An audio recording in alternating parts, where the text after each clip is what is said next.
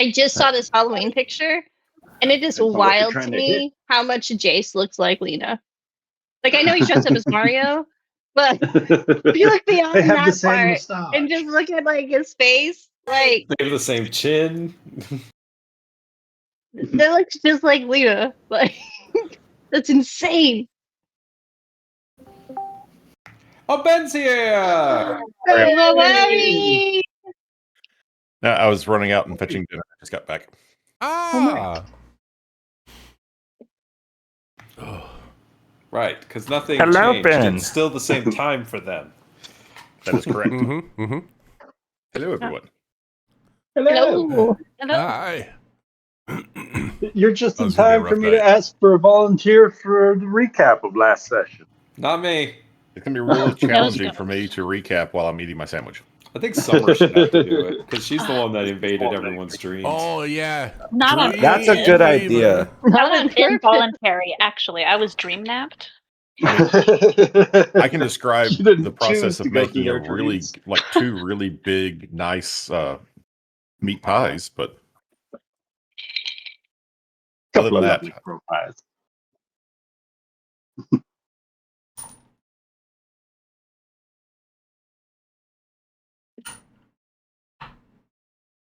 The Magic Merchant Man.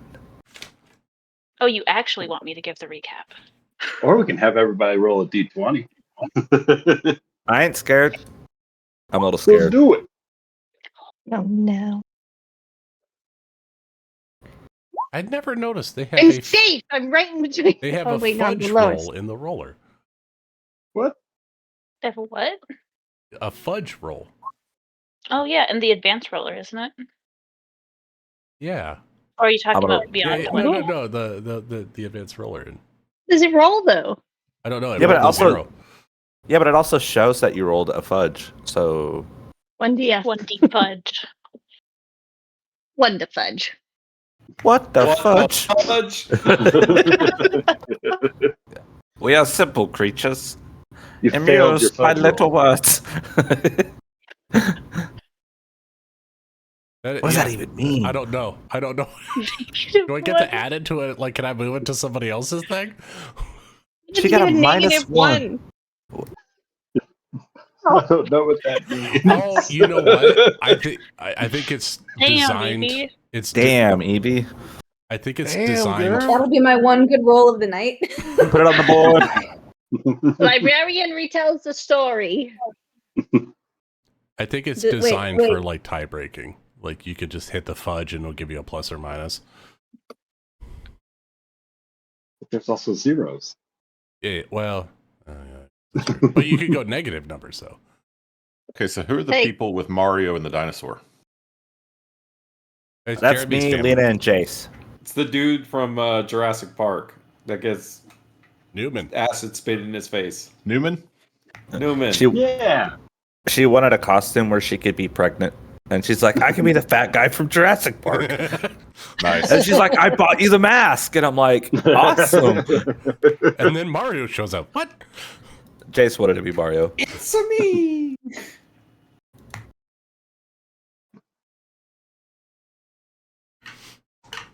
Well, Eva rolled a nat 20, so she gets to pick, right? I think so. I think as is tradition. I get to pick? Oh, that's You fun. get to pick. You have the Okay. power. 1 is tortured, 20 is power. I choose Amanda. No. That always happens. Whenever anyone gets does. to pick, they pick Amanda. Just because she gives the This is- best rendition of the This story. is the double-edged sword of being everybody's favorite Amanda. Not okay. Luckily, EO took really good notes. Oh, that's right. And most of these were the dreams, and that was intense, and that was a lot. And I tried I tried to listen, but I also was like, don't metagame, I was Amanda. I typing also so tried to hard. forget. So there I was was some typing really, so hard. really intense dreams that happened. Malachi, our newfound foe, just decided to infiltrate everyone's dreams. Fuck that guy. And it was it was pretty perfect because the second we started, Jeremy's like, Yes is here. And it's like, good, you're in the middle of a dream. And he's like, Inception, what? So Jeremy just showed up and was like, in a dream right now. Malachi's here. And he's like, look, I can give you everything you wanted. And then Seneca's like, fuck you, stay away from him. You get out of here. And then all of a sudden, Yas is booted out of his dream, and Seneca's like, that's what I thought. And then she just tumbled into another person's dream. And so, she, as I quote, you better fucking leave him alone. No messing with his head. And I was like, she's a badass. We love her. And then she is thrown into. Hold on. She's falling. Shikari's dream. But in these dreams, she kind of sits on the sidelines just to watch and see what happens. Shikari, isn't Shikari the one who said something really, really, really badass? Hold on. I like to think so.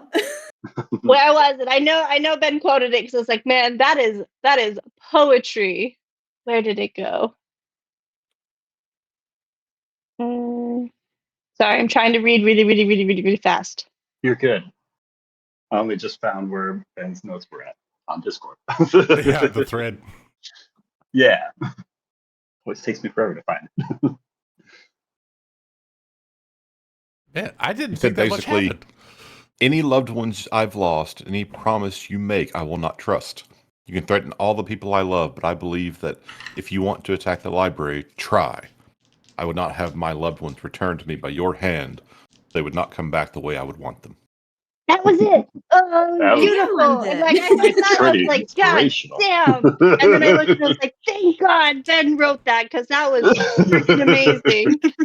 Yeah, I heard it. I was like, oh, I never want to lose it. And then I looked and Ben Yeah, had it. And I was if like, anyone else would like their God. dialogue scripted, just let me know, since clearly I'm writing all this. You pretty did great. great. I was Please like, that don't is ever write perfect. down anything I say. It's too late. It's been written.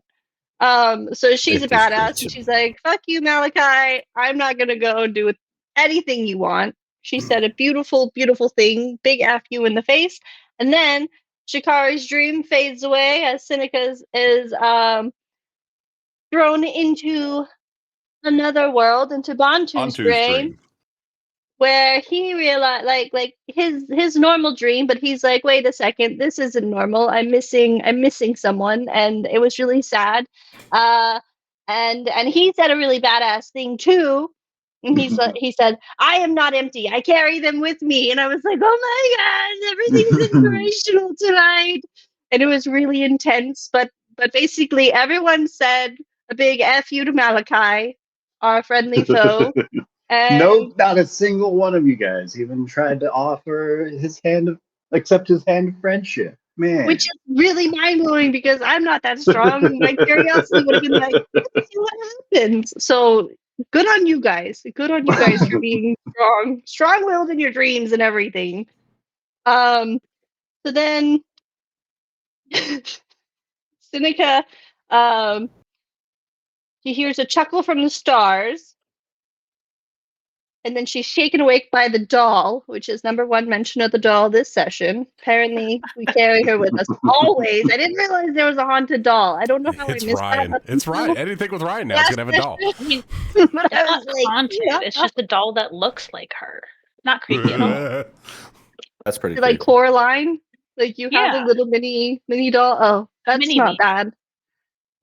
Sure, it's normal. It's perfectly normal. I don't know how I missed that up until last session because I was like, wait, there's a doll? What?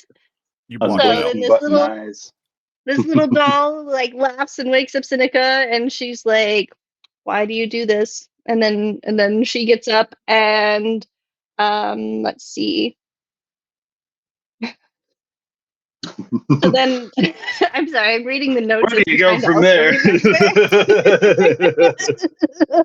Then everyone wakes up, I guess, or whatever. And then Seneca was talking politics to about Canaan to Bantu, which was about the previous way the world had currency, give and you take, and if you owe anything. Um, we got to eat fish fingers for breakfast, which is probably the most romantic meal that ever existed. Bree was able to I think apologize you to skipped over that. Bantu. I think there's a very important line in the notes that Crow and Rian had another meat awkward over breakfast. I wouldn't say it was awkward. I feel like those are just like our usual meats now. Like those are like normal. It's not awkward for anyone. I Ever. mean, it wasn't awkward till you skipped over it entirely. Now it's awkward. Look, we're just happy. Oh, I think this is when we talked about the perfume, isn't it? I I think think. those talks of perfume. It's I just because like believe EO so, to yeah. come in to Amanda save Crow when she missed couldn't something think in the of a conversation. single smell. And then there was the pine trees. There was the pine tree smell, which is her super camo smell. So she's very excited to learn that she can be super camo, and that Rian appreciates that ambiance, which is good to know. And then they made fish fingers because they went fishing and they were able to catch some fish because I think it was the only role that I passed, which was great. Bree was able to muster up enough courage to apologize to Bantu for saying, "Hey, I was clearly mind controlled. I didn't mean to actually try and kill you. These things happen." Bantu was like, "Yeah, nope, it's cool." Let's see. Shikari, Bree, and Yas were able to actually talk about the dreams where Seneca was like, "I saw all of your dreams." Which was really badass because they're like, "We had some really creepy dreams. What did you dream about?" She's like, "Oh, I just saw yours." And it's like, "Oh, it's normal. Perfectly acceptable. We should always allow that." We took a really, really, really slow walk towards Westvale so we could have a super, super special bird pie that EO made for everyone. Rian and Bantu share moments of what happened to them in their past that brought them to their adventuring careers. We got to dive into people's backstories a little bit. It was a really good RP session, honestly. Like I'm glad Ben took all these notes because I don't remember every single detail very well. But I do remember it being a fantastic RP session because everyone's fantastic. And then we got to go to the town, see all the people. We got to buy some things. All the things. We gotta buy. I think there was like a decent list of stuff, wasn't there? Like there was The like the traveling magic shop. caravan there. Yeah. Yeah, okay. I was like, there was actually like a magic shop that we all got to kind of look at, and we all got to spend some money. And there was a Featherfall token that Crow gives to Rian because we don't want her to fall too hard. And And maybe it's a real Featherfall token. Who knows? it could be a health potion, could be Featherfall. These things are easy to get confused. It certainly costs enough of EO's money, so he hopes it's real. But think of how much less he's carrying now. I also think that we did make the decision to head towards the Scale Side Library Tower because we learned. I don't know if we learned this time or the time previous, but basically that these graveyards are from prior noble houses, and that Malachi's like, "I'm going to desecrate all of them," and we're like, "That can't be good. That's gotta be bad, right? That sounds pretty bad." And so we're like, "Well, let's go to the next one, which we are familiar with, one being by Scale Side." And then not Seneca, Shikari let us know that you can travel from one librarian's tower to another. So we're like, cool, if we get to that one, we can go to another one, which is more towards center map area potentially, and get to another one. So we're really excited to start actually traveling as much as we love Westvale and its inhabitants. And we're ready to get this show on the road and see what this world is going to traumatize us with further. Yay! Huzzah! Can I add two Yeah. things? Yes, please. For one thing, I think we realized one of the things that everybody had in common with their dream was that the bargain that was trying to be made was to return someone to them, and Bantu was freaking out because There's someone one of missing. his people wasn't in his dream. And so when we were all kind of discussing it as a group, one of the ideas planted was that perhaps maybe what did he see all of his family members die, and is he sure that the ones who died actually died, kind of a thing. Maybe someone's alive. And then for Briarios, when we got back to town, I think Briarios's character was struggling about what to do with his lovely family. And I think we finally made a breakthrough that what we're going to do is kind of leave them there. And I don't know if everybody wants to kind of, with like Briario's kind of being like the roots, like having family in Westvale, if like we can kind of treat it as a home base. I think we're all very interested in getting out into the world and traveling and stuff, but like I think like it could be a home base. Like we could come back every so often after our adventures and like offload loot, visit people, that sort of thing. Theoretically, this area should be safe for now. Theoretically. One would So- hope. I mean, that was one of the things that we talked about, and that's like we did get to the conclusion that I think we wanted to, that Briarios wanted to leave her family behind, but then like obviously that would mean Briarios would probably want to come back. So I see us coming back to Westvale in the future, but that's definitely something we can talk about. That's all I want to add. Beautiful. So we find ourselves within the safe confines of the walls of Westvale. The party has successfully done a significant amount of shopping, I'll say at this point. We have set up, so don't worry about having to establish like sleeping quarters or parameters like that. Assume it's already been taken care of. And Well, let's everyone would do. like, we could start picking up on the morning after last session. And just to be sure that we all have a long rest, right? Like I think I Yes. clicked the button, but just to make sure everyone's And so we can start with everybody taking a long rest. Seneca, feel free to get rid of that exhaustion level that you had for staying Uh-huh. awake.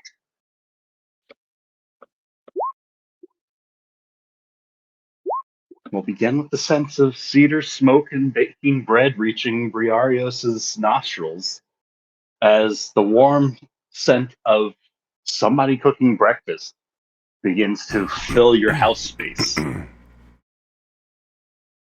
How does Briarios prepare herself this morning? I'm gonna say, she gets up, does some stretching, gets dressed, and before she packs anything, she's just gonna go down and see who's cooking. She assumes it's Nalia. Within a moment, notice you do see it is indeed Nalia, who's doing her best to keep her daughter patiently there at the table and keeping her from disturbing you now that you're back. But it looks as though she's been preparing breakfast for some time now, judging by the variety of foodstuffs available here, whether for stress or just boredom, perhaps. It looks as though she's been going for a while, as most every countertop seems to be filled with many of the family's favorites. Oh, my goodness, Nalia, what's the special occasion? Well, I just kind of figured things have been a bit rough for everybody lately, and so there's no real reason that you need to celebrate, is there? No, It's just nice having all of us back together again. certainly is. It certainly is. Is there anything I can do to help? Would you mind grabbing those biscuits out of the oven? My hands are a bit sticky right now with the honey that I've been working through, but if you can grab those out before they start getting a bit too crispy, that should be just fine. Not a problem. Not a problem. She'll grab a kitchen towel and pull out the biscuits. Now, so after what we talked about, am I to understand that everything with the Twilight Dell is all wrapped up? That the dead are going to stop stirring about from the dells? Yeah, at least from the Dales. It seems like the main individual that was raising up the dead has moved on to, I guess, the next graveyard. So, I believe everyone else wants to go and chase down this particular foe because they don't want their family members raised up. No, suppose that's fair. You're going to keep them safe, right? Of course, I'm going to keep them safe, Nalia. And you're going to write to us about all of your adventures, right? That's granddaughter definitely kind of like perks up at this one, like leaning in for this answer. Of course, I'm going to write. For let's have a sign for leave. Yeah. Right. Yeah. No, of course. Tell you what, I'll write you in giant every opportunity I can. I need to work on it. Yeah, you both do. Oh, look at There's that. an audible Vora. eye rolling coming from Vora at the table. I throw a biscuit at her.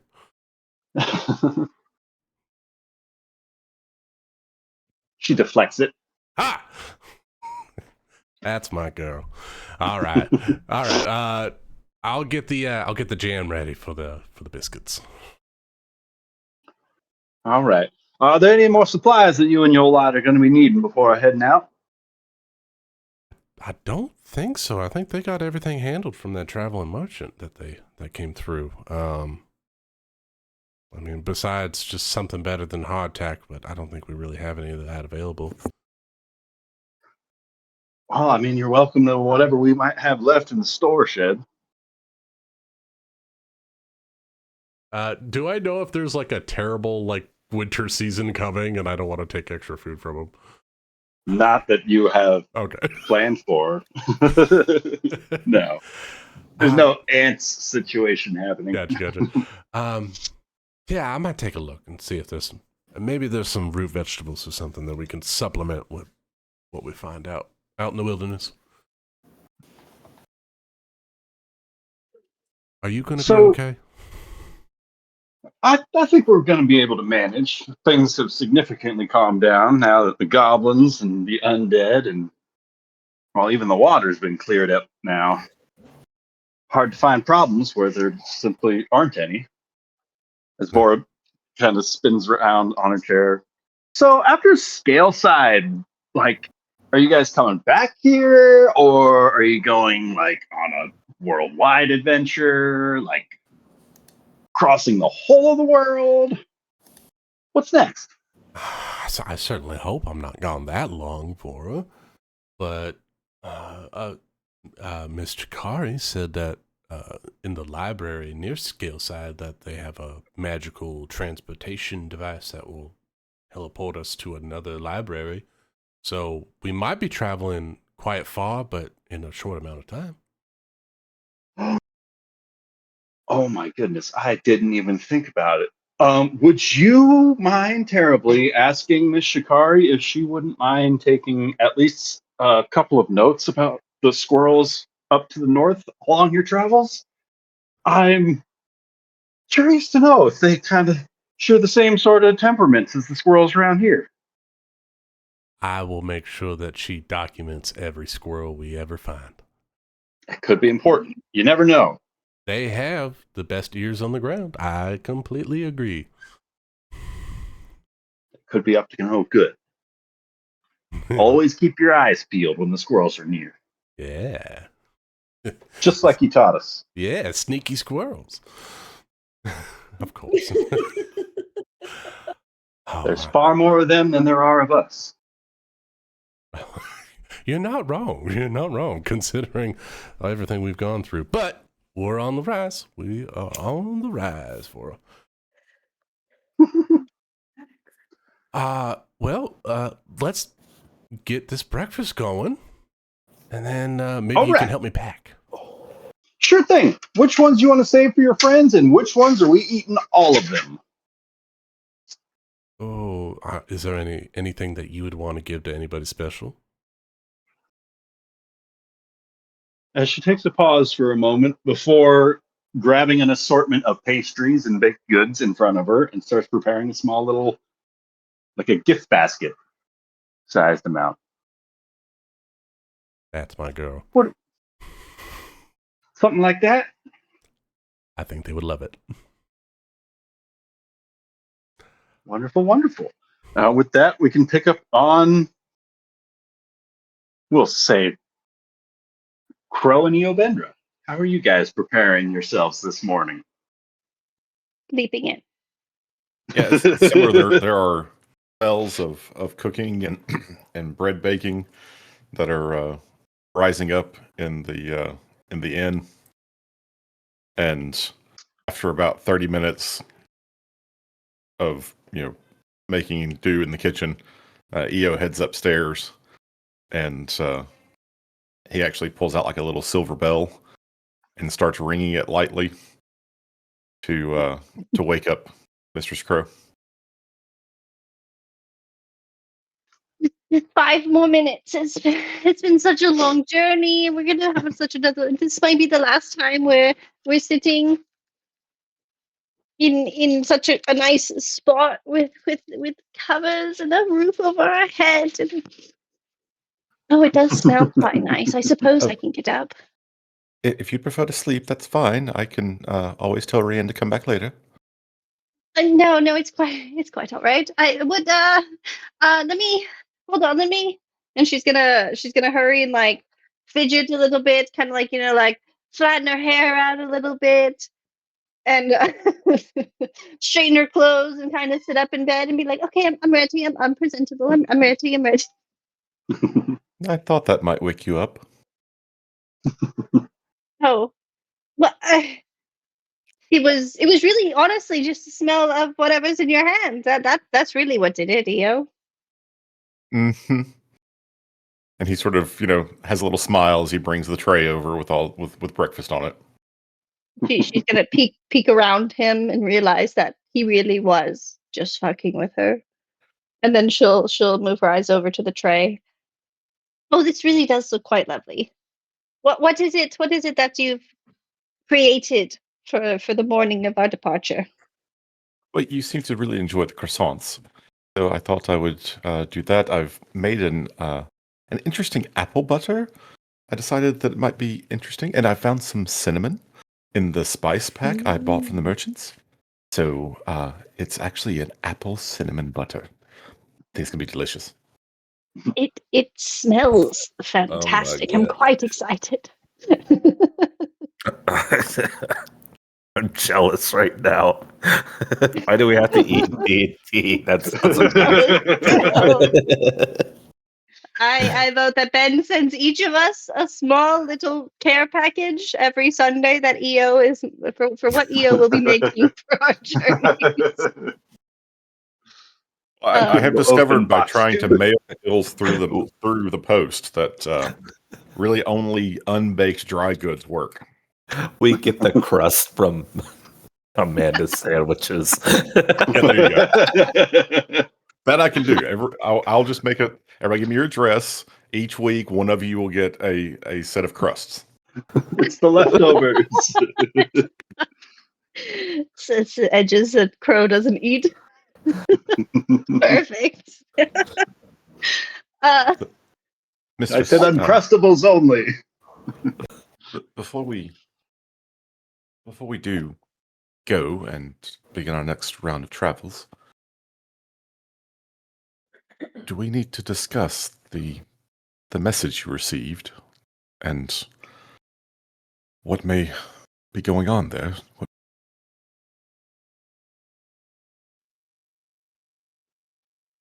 I was hoping you just weren't going to bring it up ever again. And we would just pretend it never happened, and then it wouldn't have actually happened because we both would have just pretended it wasn't real. And then And then maybe we could just ignore it and it would go away. But it seems that that's not the case. Well, mistress, of course, I will not mention it in front of anyone else, and I will not speak of it without your permission, but it is my duty to protect you. And whatever this was, it felt like a threat. And that that obnoxious and quite possibly evil little man tried to give you that note. I'm afraid others like him may dog our path. Is there nothing you can think of that we can do to prepare ourselves? She's gonna pull the note out. It's still close to her, and you can see that it is definitely looks as though it has been more worn since the last time you've seen it. She seems to have opened it and reread it countless times. It seems as though they're taunting me, and they know that I'm not going to be accepted if we were to go back home, and if I were to show my face as it is now, there's really not much we can be done except for continuing on the path we're on to try and do better and be better and figure out how to deal with this. And she's just going to kind of usher to her general being. And then maybe one day when it's a little more under control and more understood, maybe then we can return and make them proud. But we couldn't possibly bring everyone to the court. I feel like that's what it wants us to do, whoever it is. Right. And Well, then what? Then they'll just see everything for what it is, and as much as I enjoy it being you and I don't want it to just be you and I. I've quite come to liking the people we've made our company, and if we show them everything, then maybe they won't stay with us anymore. I understand, mistress. But I would ask one thing. Just as we travel, you in particular, must be very wary of strangers. This one got far too close to you far too easily. Please, promise me you'll be on the lookout. You'll be careful. And she will nod slowly in agreement. You're right. I gave the stranger the benefit of the doubt, and that was very foolish of me. And you're right; they came way too close, and be sure to not let it happen again. This world is not as kind as home was once, so I have to remember that when we're out here adventuring, becoming the best versions we can become. That not everyone wants that for us. Mistress, For me, at least, you're pretty fantastic. You don't have much to worry about. You're fabulous. Mistress, you're far too kind. I am far from fantastic, but I am very glad to see you growing closer to our new friends. And I believe you can keep them close. And they will watch over you, as I am also watching over you. So, perhaps you should take some breakfast to Rienne. Not quite sure where she ended up. Oh, I think I saw her in one of the rooms down the hall. Or at least I saw her things. That sounds great. Okay, she's gonna take a croissant, and she's gonna take the letter. She's gonna fold it up, and she's gonna put it back into like a little chest pocket, secret pocket thing that would be in her clothes. And she's gonna finish getting dressed, and then put a little croissant with a little butter on an extra plate, and get presentable for the day to bring Rian butter croissants. Apple butter croissants that sound like freaking magic, man. That's just rude. Let's prepare breakfast for Rian. How's Yastreb preparing this morning? Where would we find him? So Yastrev, he would have woken up as dawn broke, and start preparing for his journey. Make a lot of maintenance on the cart. It's been through a lot. So just using simple wooden tools and with a hand from bore, just getting his cart back up to a long journey preparation, and also making sure everything's prepped for that. He did do a little bit of commuting before the goblin shit started to hit the fan. So he'd be doing a lot of prep. Cool.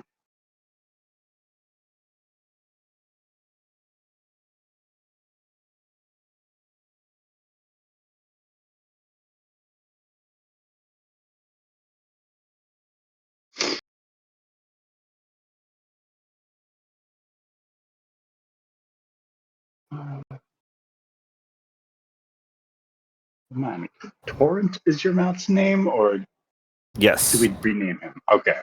No, we named him Torrent because we couldn't come up with a name, and I fell in love with it. Fantastic. So Torrent and his cart are getting all fixed up for the long road ahead, getting a little bit of extra combs in, brushing, scrubbing while you can, changing out that squeaky hinge on the cart. Yeah, It's making been sure he's bugging got you for one too many miles. new horseshoes and stuff like that. You see Boris' face just kind of light up a little bit whenever you ask him to make horseshoes. That's all he's been wanting to do from the start. And It beats making swords all day for a fighting I don't want to be a part of. you might not have known it whenever you asked it of him, but you do see that he does kind of make it into a bit of a passion project throughout his day. And you catch small aspects of a smile glimmering across his usual scowl that morning, more often than not, as the two of you are preparing horseshoes for Torrent and fixing up the cart. To Eddie, go ahead. can you make them like really good horseshoes? Like magical horseshoes? Are there magical horseshoes? I mean, there's Just maybe there something. are particular tricks of the trade. And I know a couple of runes, but truth be told, I'm not positive if I've ever seen how they work on horseshoes. I would assume it'd be a similar sort of practice to the laces that I gave you and y'all's. How did those work out for you? Very wonderful. I was able to save lives. I would expect it would work similarly to this fine stallion, right? That's pretty impressive. Oh, I can try infusing the same sort of enchantment as the Swiftfoot laces on these horseshoes as we're crafting them up. Maybe throw in one of those late shoelace bootlaces that are already enchanted in while we're forging the metal. You know, there might be a couple of tricks that we've got to try out. That is, if you're okay with making use of this mount as a bit of a experiment. I can't make any promises as to the effectiveness of it, but it'll certainly be entertaining. Yeah, he'll be fine, Torrent. He's gonna look at Torrent. Can I have don't- you roll me an Arcana check?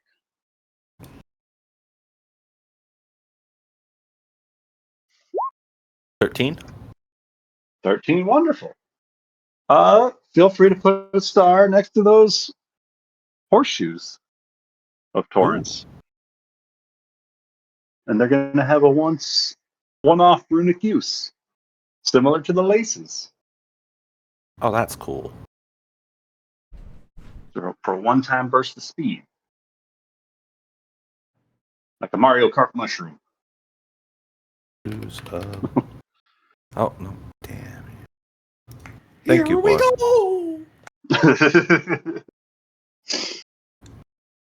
Good thing you rolled above a 10. Would have been ridiculous otherwise. It's like Legs the going in boots, different directions. or like the boots of speed from Morrowind, where you go so fast you hit a wall and die. Perfect. Sorry. Anybody got another mule? This is Borant, his brother. This is boring. I made him today before I sat down. He's on a quest of vengeance. To find his brother's killer. It's that wall. Anything else Yas would like to get accomplished or get a hold of in his preparations? No, he feels pretty confident in his training of the garrison for them to hold their own, even if something does come. They're not. This isn't the same town that it was when they first got there. They know how to defend themselves now. I hope. Fingers crossed. Wonderful. Beautiful, beautiful. With that, we can cut over to Bantu. How's he preparing himself this morning? After having a night of restful sleep, I would hope. Yeah,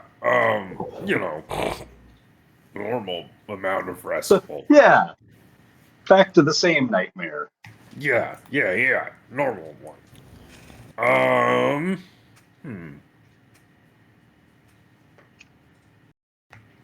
don't know. So we have all the supplies that we need.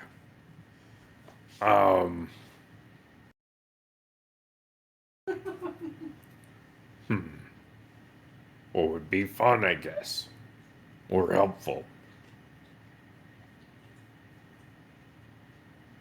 I don't know. I think Bantu would go and just play his lute as he walks around town. Because I can't think of anything else to do. The soundtrack Westvale. Oh, the music. Lovely. As in the background of everybody else's video collage, we get the montage music going. Here you go. 22. Oh, fantastic. Everyone's day gets a little bit brighter. Colors shine a little bit more. With that hearty tune, where would it find Rienne? At what stage in her morning preparations? She woke up and she's preparing her horse, Iftia, for the long journey ahead.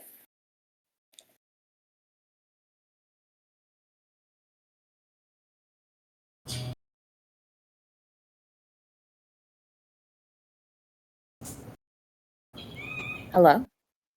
Cool. I mean, if she's out there, Crow will show up about an hour and a half after she gets up with the croissant. She'll walk out of the inn and kind of look around confused because she swore Io said that she stayed at the inn, and clearly it's just barely morning, and who would ever be awake this early? As soon as she leaves the inn, she realizes everyone is awake and up and about. And so she'll pass by Bantu playing on his flute, his lute. His lute. Toot toot on the Bantu's lute. playing on his On the flute in lute the middle lute. of town. Jeez, Bantu, come on, man. Yeah. Super inappropriate. And then she'll just walk right over she'll walk past Yas, who's taking care of Torrent, and she'll just walk straight up to Rian. She's very unconcerned with how rude it is, but she doesn't care because it doesn't even faze her. You can walk by everyone so they can all smell the beautiful, warm, toasty, flaky croissant that's crispy with this beautiful melted apple cinnamon butter on top. So they get a nice little waft as she's just walking through town, and she brings it right up to Rian and be like, "Oh, you're really early. You just made this, and I just thought you might like some. So, but yeah, you seem to be a little bit busy right now. I don't mean to disturb you, but I'll leave it right here. And I need to stop reading what Ben's typing as I'm talking. And then she'll just put it on like the fence post right there on a little plate.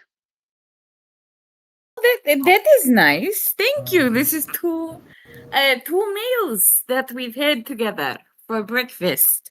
Thank you. Well, I already ate mine earlier because I don't really like to get out of bed without eating because it's more comfortable to eat before I get up. But I figured you would want one, and EO made really good croissants, and I thought you were just right down the hallway, but it turned out you were across town, which is great. I just didn't realize you were such a morning person. But I love that for you. And here's the croissant, and I am gonna go finish watching EO pack everything. I mean, you could, it. Oh, well, I mean, you're going to help him, right? I mean, it. Yeah, I like to make sure that he puts things where I like them. So I like to tell him where things goes, even though he usually does it right. I just like to make sure I'm helpful. Okay. Yes. Thank you. Yes. Mm-hmm. Sorry. But, thank you so much for the croissant, too. All I had was, the rations that we've been occasionally eating. And, it is not the best, but it certainly isn't the worst. So this is a nice change of breakfast. In my opinion, rations are better held than eaten.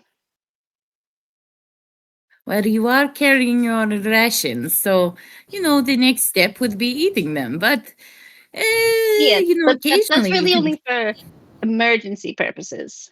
I think that's really why I carry them. Just in case. It's not really like for eating for real. It's more of like just in case. Of course. I mean, I suppose, yes. I'm just happy that my rations aren't salty, because sometimes, there are overnight fishing ventures, and, well, the rations get a little bit waterlogged, and because, we're out on the sea, and, it gets really salty, but, Do you not have a waterproof pack?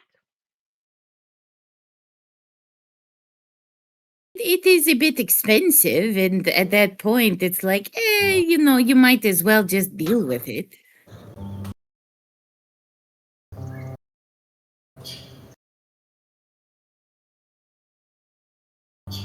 Sorry, Charles. That's fine. Well, if we come across one sometime, just let me know, and we can get that taken care of, because I don't think soggy rations it doesn't sound healthy, honestly, or good. That's quite terrible. Yes, it has its own charm, but yes, maybe I should upgrade my equipment a bit. But again, thank you for the croissant. If you need help packing up, then I can certainly help after I'm done with it. Yeah. No, he has really got it. He's got it, but I wanted to make sure you had this. So she's just gonna like tap her hand on the post, and then like awkwardly turn around and start walking back to the tavern to make sure EO has appropriately put everything where it's supposed to go, as he always does. Yeah, you've got to supervise.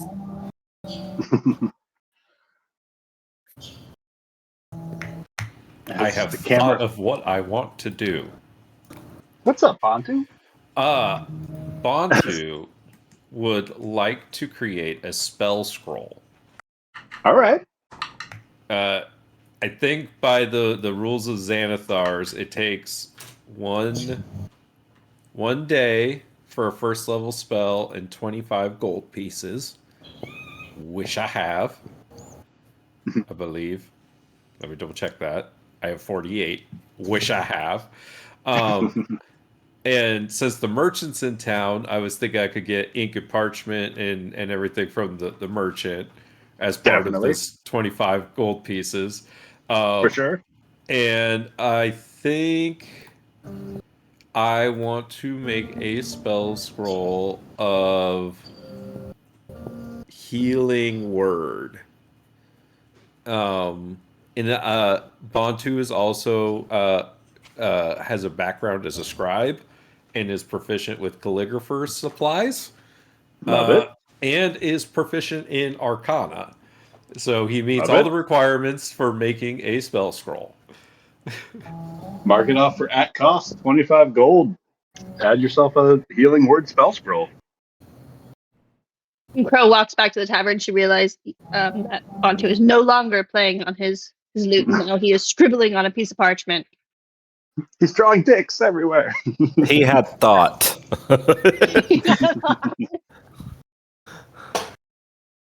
Lyrics! Me not that type of work.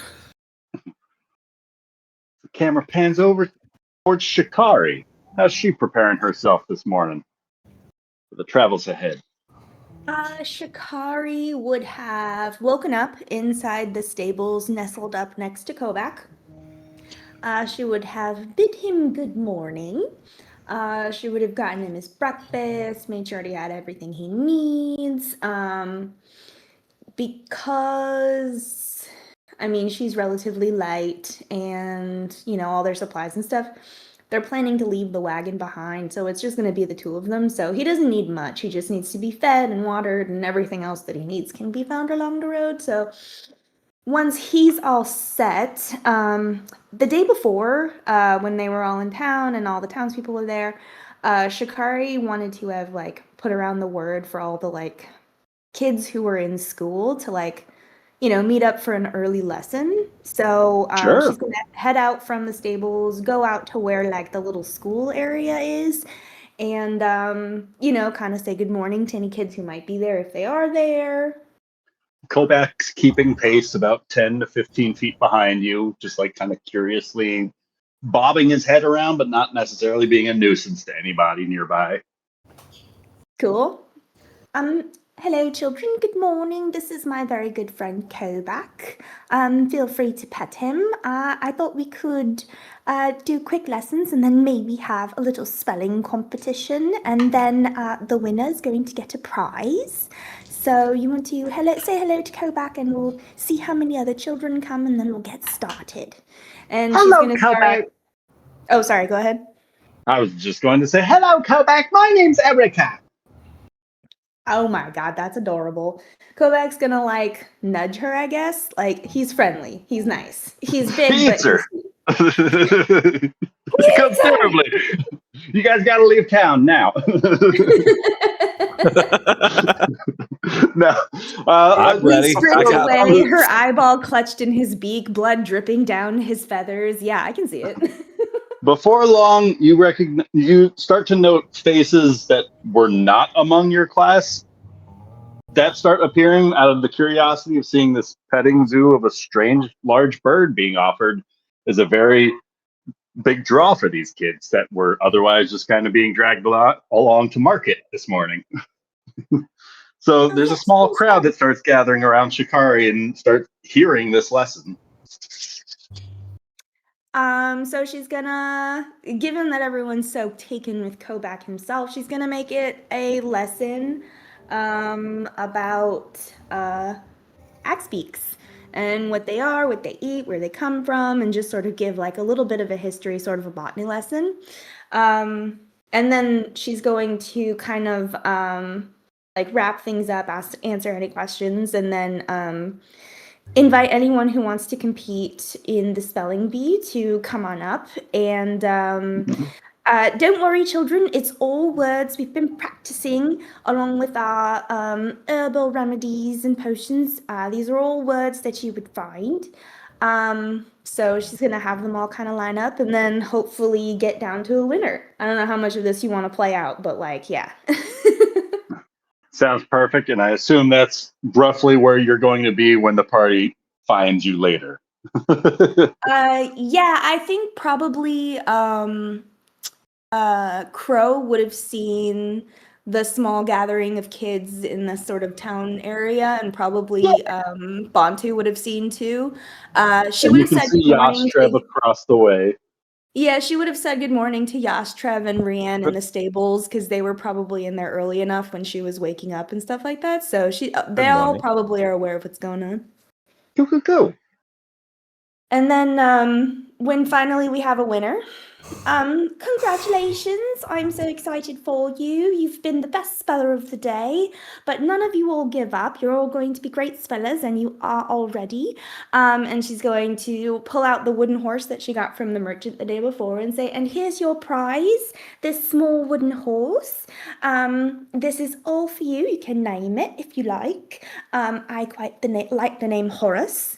And everyone give a round of applause for our spelling bee winner. Yay! And there's a small round of applause as some of the parents nearby start joining in on the clapping. It's a lovely time had by all. And then she's gonna say, now here's your homework. Oh no. There are audible groans and like some of the kids like start to peter off from the crowd at the back. She spent a couple hours the night before assembling a few lessons plans for for a few weeks worth, and then she's gonna leave behind also like a small library of books. So go through and here's some books to accompany the lessons, and here's some books for fun, and these all go over some maths, and this goes over a bit of agriculture, some healing a little bit in here, and because of the relative interesting nature of the terrain, I've thrown in a few starter packets on languages. I only know a few, but I gave you a few smattering of words there that you can practice to sort of broaden your vocabulary. Hello, where is the bathroom? Where is the library? That sort of thing. And she's going to say, and she's gonna like, I don't know who's been leading the lessons lately or whatever, but like she's gonna turn to the older kids and she's gonna, and I'm going to rely on all of you to keep your peers in check and make sure that everybody comes to class and is learning every day.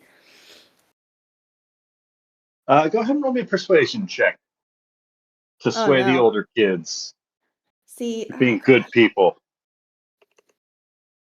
It's a It's 13. possible. Possible. Okay. Some of them seem to be paying attention, like they're taking it seriously. Others are like making jokes, and you're not sure if they were listening to what you're saying as you're addressing them. Fair enough. that sounds like as much as I could have hoped for, honestly.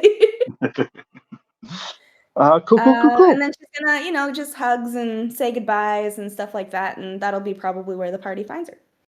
Lovely. Then we turn to Seneca. How do you find yourself preparing this morning? Seneca is probably going to be in the tavern.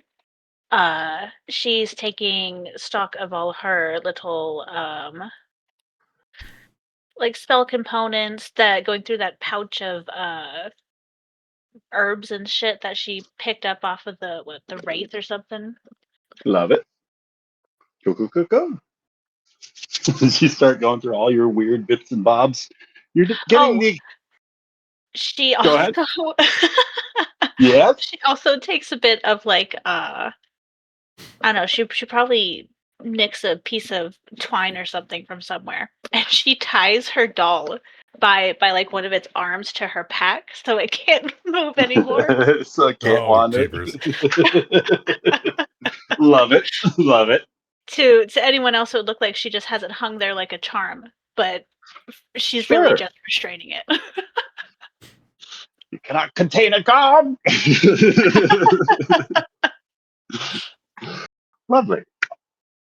As you are going through some of your stranger spell components among some of those recovered by the undead, you're getting a number of curious looks, but the dwarven bartender is more than enthused to see you this early in the morning, assuming that it's going to draw all of your friends and therefore a healthy profit for him. But Barton Stonehand is more than attentive to you for any sorts of beverage or breakfast that you would like this morning. And he seems a bit more jovial now that, like, with the news that the undead have been dealt with, that the source of that curse of that guy that got paraded into town has been dealt with. The goblins have been dealt with. The poison water upstream has been dealt with, and things are just kind of like, all in all, pretty good around here. She'll support his business a little bit. She'll get like a small meal and a nice morning pint. Lovely. He's definitely pushing the breakfast sausages, but it's probably the same breakfast sausages that he was pushing yesterday and the day before. If it doesn't kill her, then she's fine. Lovely. Cool. And before terribly long, the party, from their various aspects of the day's activities, find themselves sort of circulating around this spelling bee that starts to grow in popularity at the town market. And before long, you start catching sight of one another, encircling with each of your respective mounts, carts, preparations, gear. And who among you has one of the borrowed horses of the town? Just so I can keep track.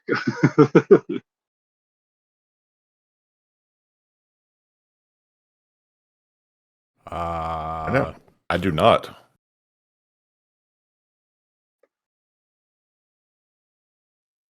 Sorry, what was the question? Who Who's has a got a borrowed horse? horse? I know Rienne's got Iftia, Yastrev's got Torrent, Io had a pony, and I don't Shikari had have one. Kobak. I'm And I happy wasn't to sure take who one was if just they're doubling up free on a horses. horse. There were I some usually just offered. ride in. I usually ride in the cart, but yeah, Crow will take a horse.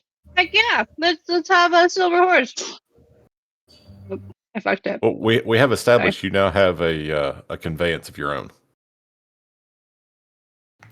So, are there horses enough for everyone? Is what I'm hearing? Yeah, there were horses offered to the party before you left for Twilight Dell, but I didn't keep track of who took a horse then, so I'm doing it now. Oh, well, are they free? Yeah, you guys saved the town a number of times over. They don't have Pony up much. A horse then. name? Let's go. Only if you want to get attached to it. Of course, I want to get attached to it. Shikari is going to rain on everybody's parade and advocate for traveling light. Just because we can't bring all of our steeds into the library, remember? So whatever we bring, we're leaving outside the library door. Just something to And bear Crow in is mind. happy to just sit in Yastrev's cart. That's where she's happiest, honestly, because Okay. Io does make a really like. Have you guys ever seen the babies that go to the Ren Fair? How like all the carts are super decorated and shady. All of Yastrev's stuff is gone. It's just pillows now. It's just pillows. Where Oh, did you want that? it was a single box. It You really coulda- was it- quite in the way. And as EO like goes and gets his new contraption he made to carry Crow around on his back, he finds there's a box in the seat. I forgot about that. Oh my god, yeah. It's a box there. I guess I'll put the box next to me in the front. Okay. You know, people used to pay to ride in the back of my cart. I'm just throwing it Why? out there. To go places. If there's space available, Seneca would much rather ride in a cart. She does not do horses. You can sit on the box. We can have a tea party again, Seneca. Look, Eos made me another tea. Oh, this is great. I do love this.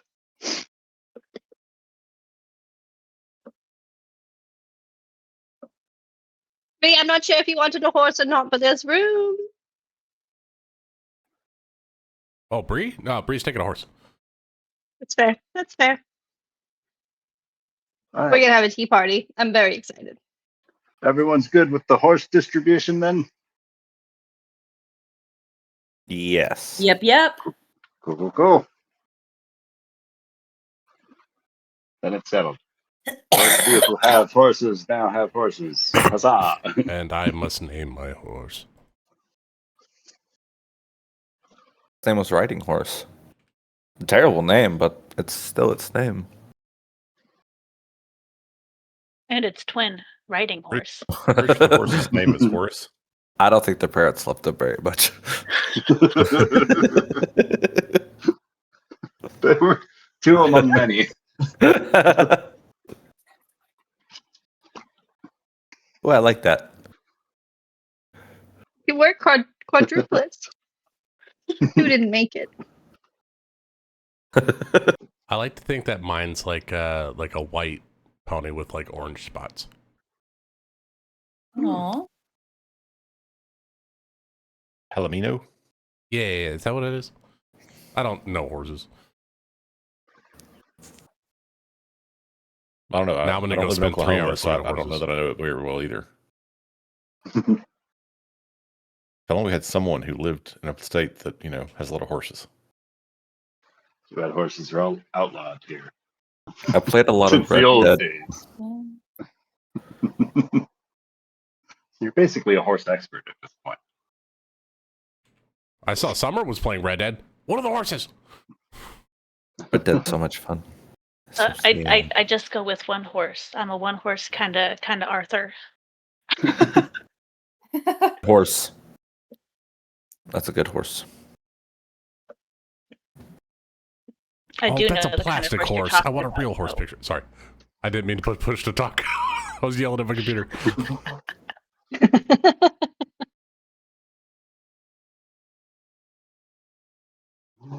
Cool. Right, the painted desert horse.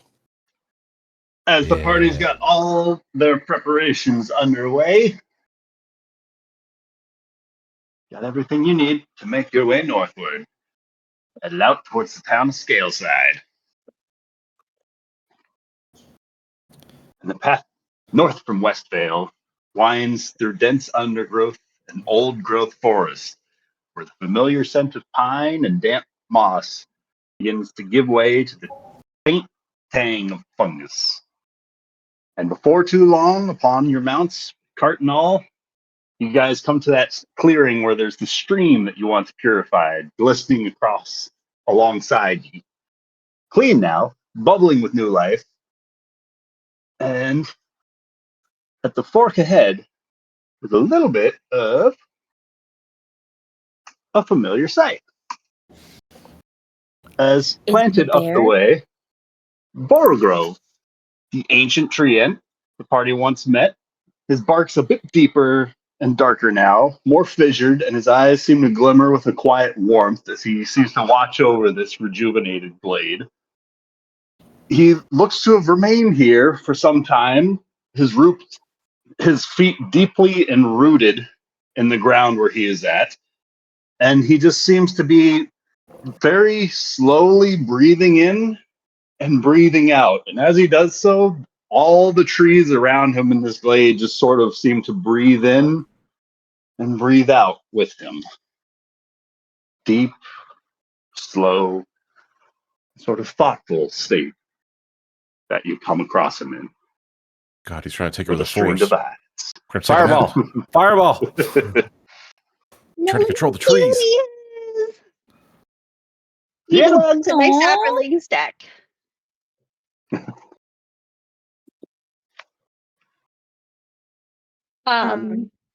Mr. Scroll, look, there's the cave. You could go kill all the shiny things in there again. I only stayed at the entrance. I don't think I killed anything in there. Bantu thought could you- make some more coffee. It tasted like mud, I swear. It was just dirt and water. It was mud. Ugh.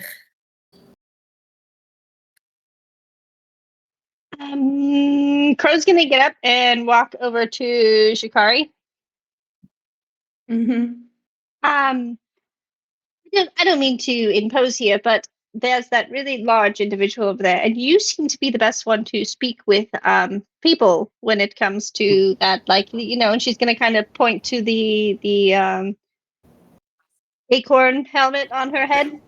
You kind of started an alliance between them, and just maybe, and she's going to kind of like push her forward a little bit.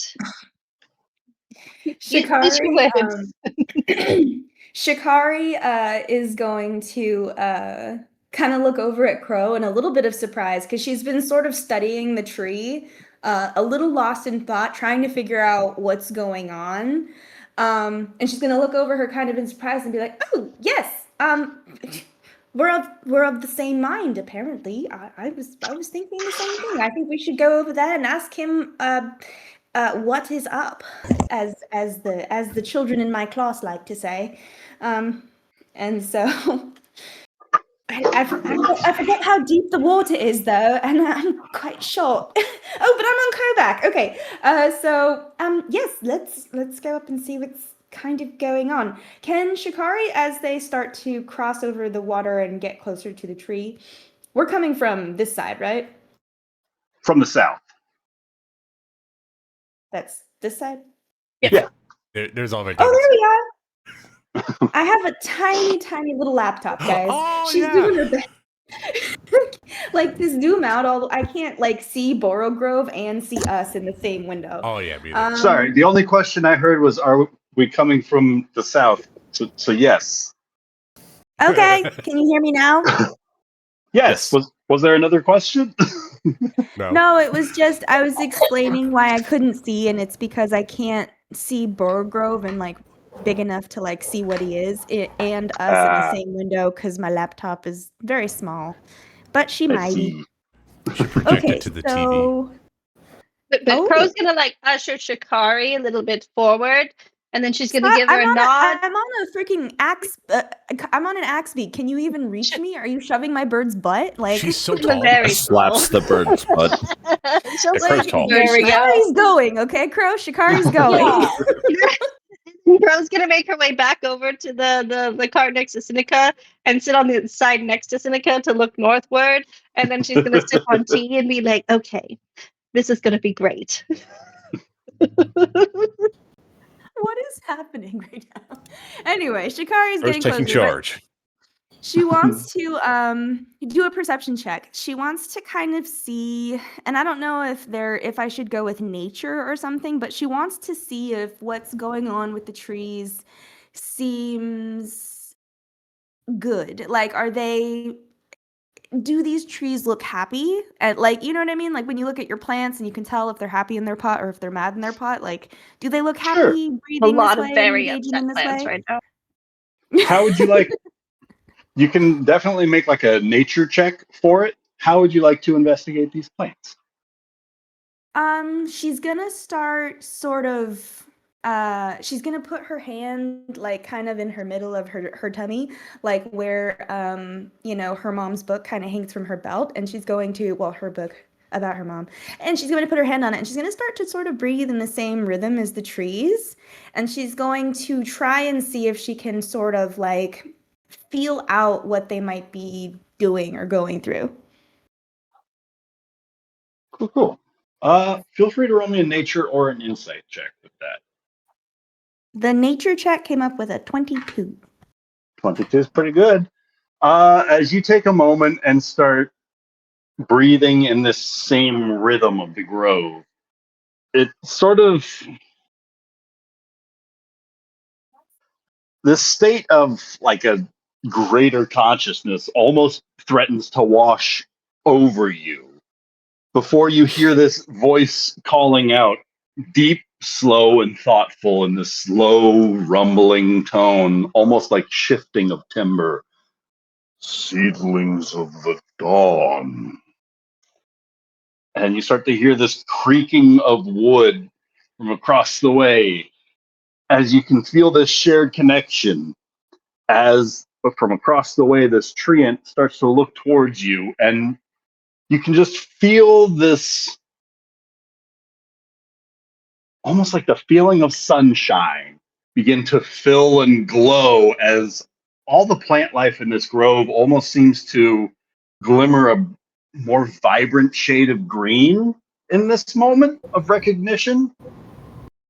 And being attuned to it, you feel this presence of like energy, this positive, good vibe kind of energy that just sort of fills your sensation.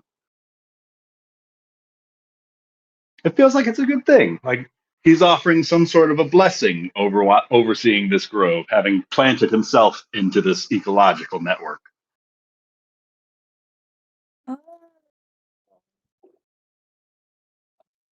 Shikari is going to continue up toward him, and she's going to kind of, I don't know what perspective she is, if she can look into his eyes from where she's sitting on top of Kobak.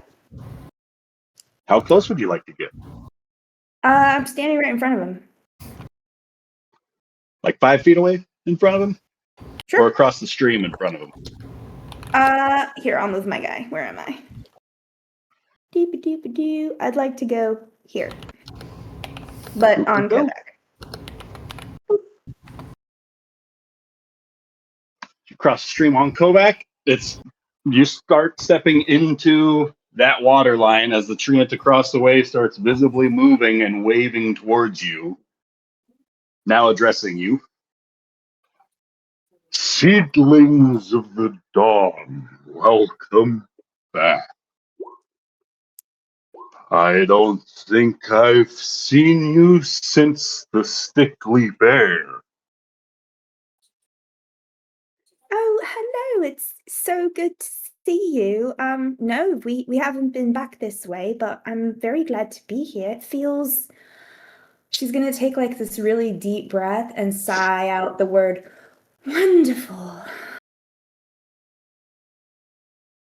The stream sings of you. It runs clear. Listen, little wanderer. All is not rot and ruin in these woods. The land remembers how to yield, given patience enough. Shikari's going to she's gonna reach out a hand and kind of touch like his bark, and then she's gonna like turn over her shoulder and beckon to the rest of the party to come forward like everything's okay. No need to be afraid. I was a little worried that I was a little worried you might need my assistance, but it feels like you're all doing just fine here. The saplings have begun to root where no seed was planted. Some bear bark like silver. Others weep sap that smells of cinnamon. Even I cannot say what they'll grow into. The terror twisted much, but it gave strange gifts too. The forest writes new stories now. Well, I can't wait to discover them all as we travel. And I'm sure my friends are all very grateful to come back and see it in such fine shape. Welcome one and welcome all. Will you be staying long? If you continue to travel by moonlight, you'll see the golden petals of the fire blossoms catching the starlight and drinking of it. They were gone since the last age, when the rivers soured, but now they bloom again, near the stream you cleansed.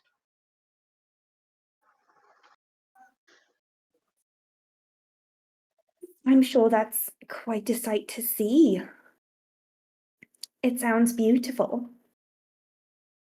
You remember all my friends here? Hello Briaria there, little ones. and Io.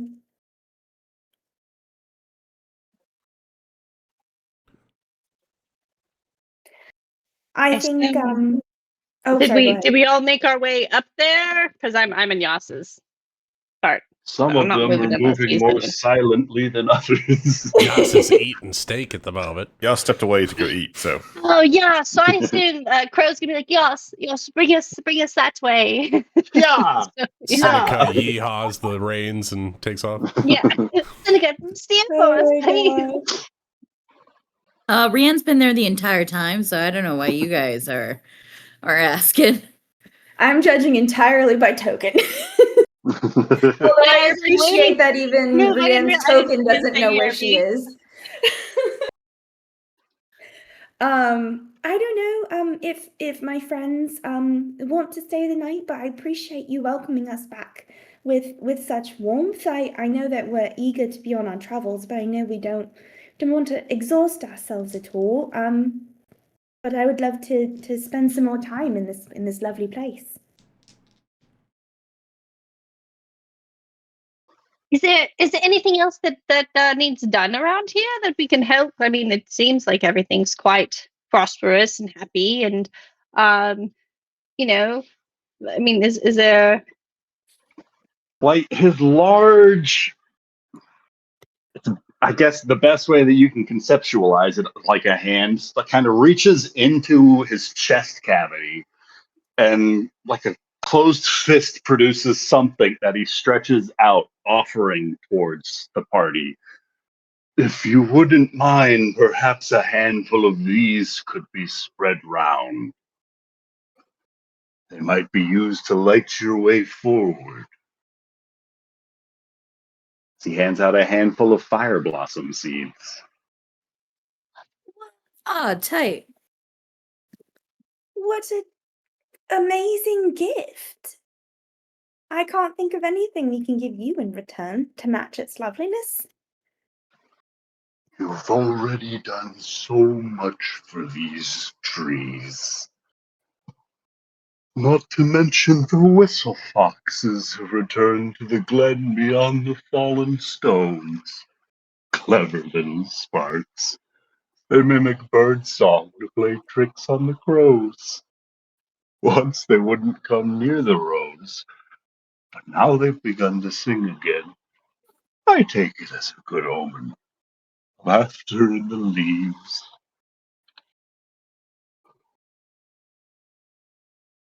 That sounds musical. I'll have to listen out for it.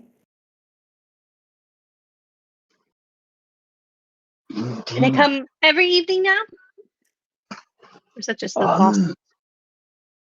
The blossoms bloom every evening, showering the valley with their light. Nearest the stream most of all, the foxes are in the glen beyond the fallen stone. I could take you there if you're all staying for the evening. As like this large sounds of like the mass of this figure that's been at rest starts to like effectively stand up slowly. Like some of the growths start to snap and creak and just groan like it's been stationary for some time. I mean, how could we say no now, right? You're already moving. Yes, let's go see some foxes. This sounds quite fantastic. It should Is only it take a few days for us to get to the glen, but Oh, you'll see those clever little foxes. Come on, little ones. which direction was the glen again? I'm sorry. Is it north? This way. And he points kind of back in the direction you were coming from, that westward direction, not northward. Oh, well, unfortunately, good friend. I think we have to Seems your decline the offer. friends are in a bit of a hurry. There's a lot more bad happening in the world than just what happened here in this forest, and we're trying to prevent the rest of the world from going to rot, as this stream once was. As That's Borogrow's trunk creaks as he shifts and starts setting himself down to a resting state again, groaning like an ancient oak caught in a slow wind.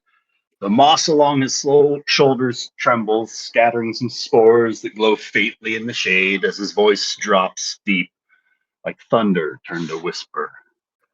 The forest heals, but where life grows bold, hunger follows close behind. His eyes, these twin hollows of warm amber flicker towards the northern tree line, where your party and compatriots are already hustling away. There is a shadow with too many arms among the high boughs. A beast that walks the canopy as men do the roads. It was not born of this wood. It was grown somewhere beyond, where the blighted court plays gardener to madness. The wind carries its spoor, the stench of rot and iron bark. The squirrels fled first, then the owls. Even the whisper cloaks kept their distance for a time. They say it watches travelers as they pass the forest's edge. Sometimes it follows, unseen, but near, not hunting for hunger. Pauses. It was once a defender of the forest, perhaps.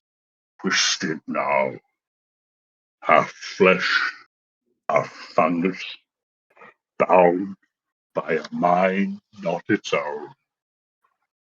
If you hear no sound where there should be bird song, if you smell damp stone in dry air, that is where it waits. It does not kill quick. It listens first. And this is all in the northern forest. At the edge of the wood. If your journey continues north, you might find this hunger in the bowels.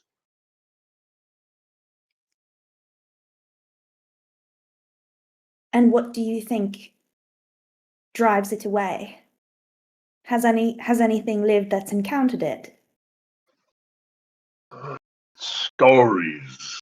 The creature's screams carry messages. What? Mimicry. Human voices. Maybe the last words of those it devours. If it comes for you, burn it not, nor strike it blind. Fire and fear will only feed it. Silence and moonlight, those are your allies. It sees movement, but not stillness.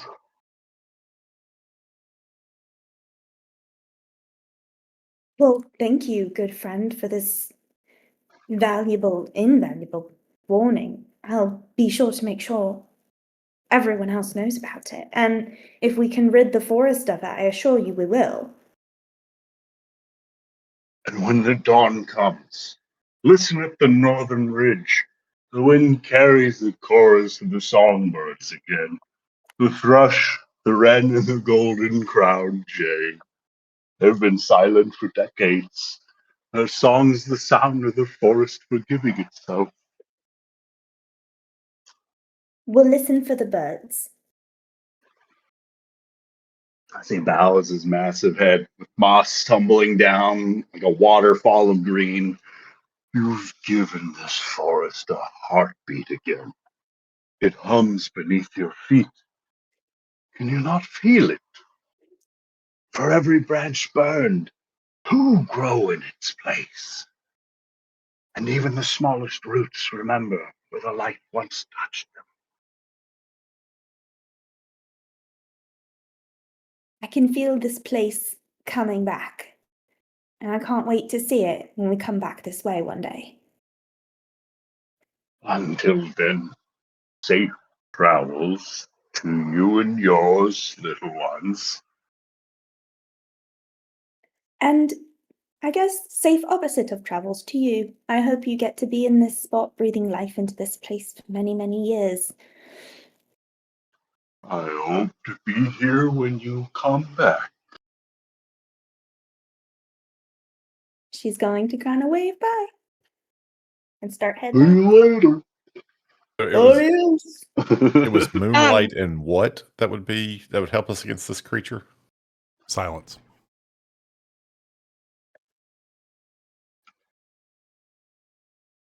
I remember moonlight and silence, and fire will feed This it. is what I got. It's Burn it Ferngully. not, nor strike it blind. Fire and fear will only feed it. Silence and moonlight are allies. It sees movement, but not stillness. At dawn, then at the northern bridge, listen for the sound of birds. I don't need fire, and I do not fear. I will good. not fireball it. As we go past Borough Grove, Crow's gonna take some of the tea that she has, and she's gonna like pour it in the surrounding grass of Borough Grove, kind of offering him a little bit of an offering of sorts of infused water. You know, plants like Aw. tea. They do. So I think she's gonna plants kind of like offer that. more than boiled plant water. It's Look true. what we did to your They- children. Planted them. Oh my god. They love rot. It's great. So she's gonna kind of give a little bit of an offering before they make their way northward, and definitely be more cautious going forward in the north of this weird creature who has a mind not of its own, with dark legs and lives in the canopies.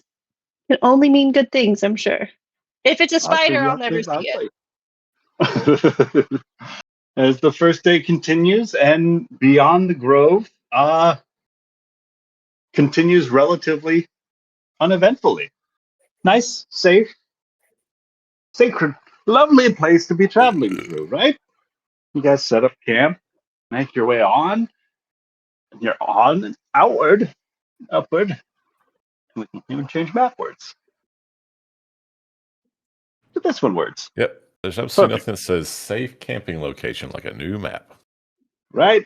Yeah. It was so peaceful there. Look how happy he was. And then we left. We left it. Not anymore. We could have just lived there for forever. Amanda had met her new best friend. Like, this is good, guys. This is, and everyone's like, we should leave. And I was like, damn, you're right. We're not here to live in a forest, but we haven't We even can tried yet. dream. Look, we also came across that other forest where there was like the monk who was crying all the time, and There was a unicorn. unicorn that tried to kill us. We could have stayed there too. I'm just saying, That was anywhere you decide you awesome. want to settle down in a forest, something bad's about to happen. What? I guess that's kind of true too. Because the gods in this world are capricious and enjoy inflicting emotional damage. What? That's Hello, true. trauma. Let's go. Emotional damage. Thank you, Nick. I was thinking that. Northwood, toward the emotional trauma we've all been seeking. Let therapy begin. Party continues. The second day, continuing I have along. something I want to do at night, real quick. Yeah. Uh, Do we need to because know? You do it in private. I'm just asking. well, Look, he's already been playing with his flute in the middle of the street, so. God damn it, let me talk. Bantu needs to ask Crow and Eo for a favor. Oh, Kill him. This is gonna be fun.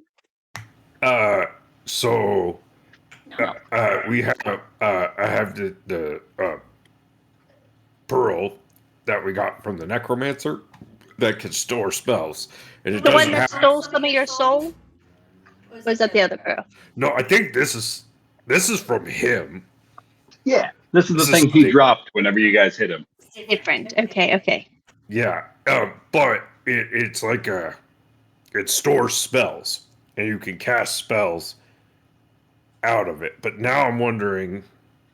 Anyways, I want to try something. I was just wondering if like you could cast your warpy spell that like gets people out of places into it, and then I want to see if I could cast that. Crow's gonna put her hand out to see if she can hold the pearl of power. She walks away. Will you give her the pearl? Well, yeah. Okay. You've made a terrible mistake. And Crow is going to sit with this because I assume, does it take time or no? You just have to cast the spell into it. Yeah, but like, do you have to like be Attuned to I got a it. question. Is this actually a pearl of power or a pearl of spell storing? Because those are Read different the things. description. Pearl I don't know where spell it is. story. Bantu is attuned to it. You just have to cast the spell into it. Okay, well, can you be dramatic first? Absolutely. Considering you're going to have to make a d20 roll if you cast a spell. Ooh, oh my god, how Oh, perfect would that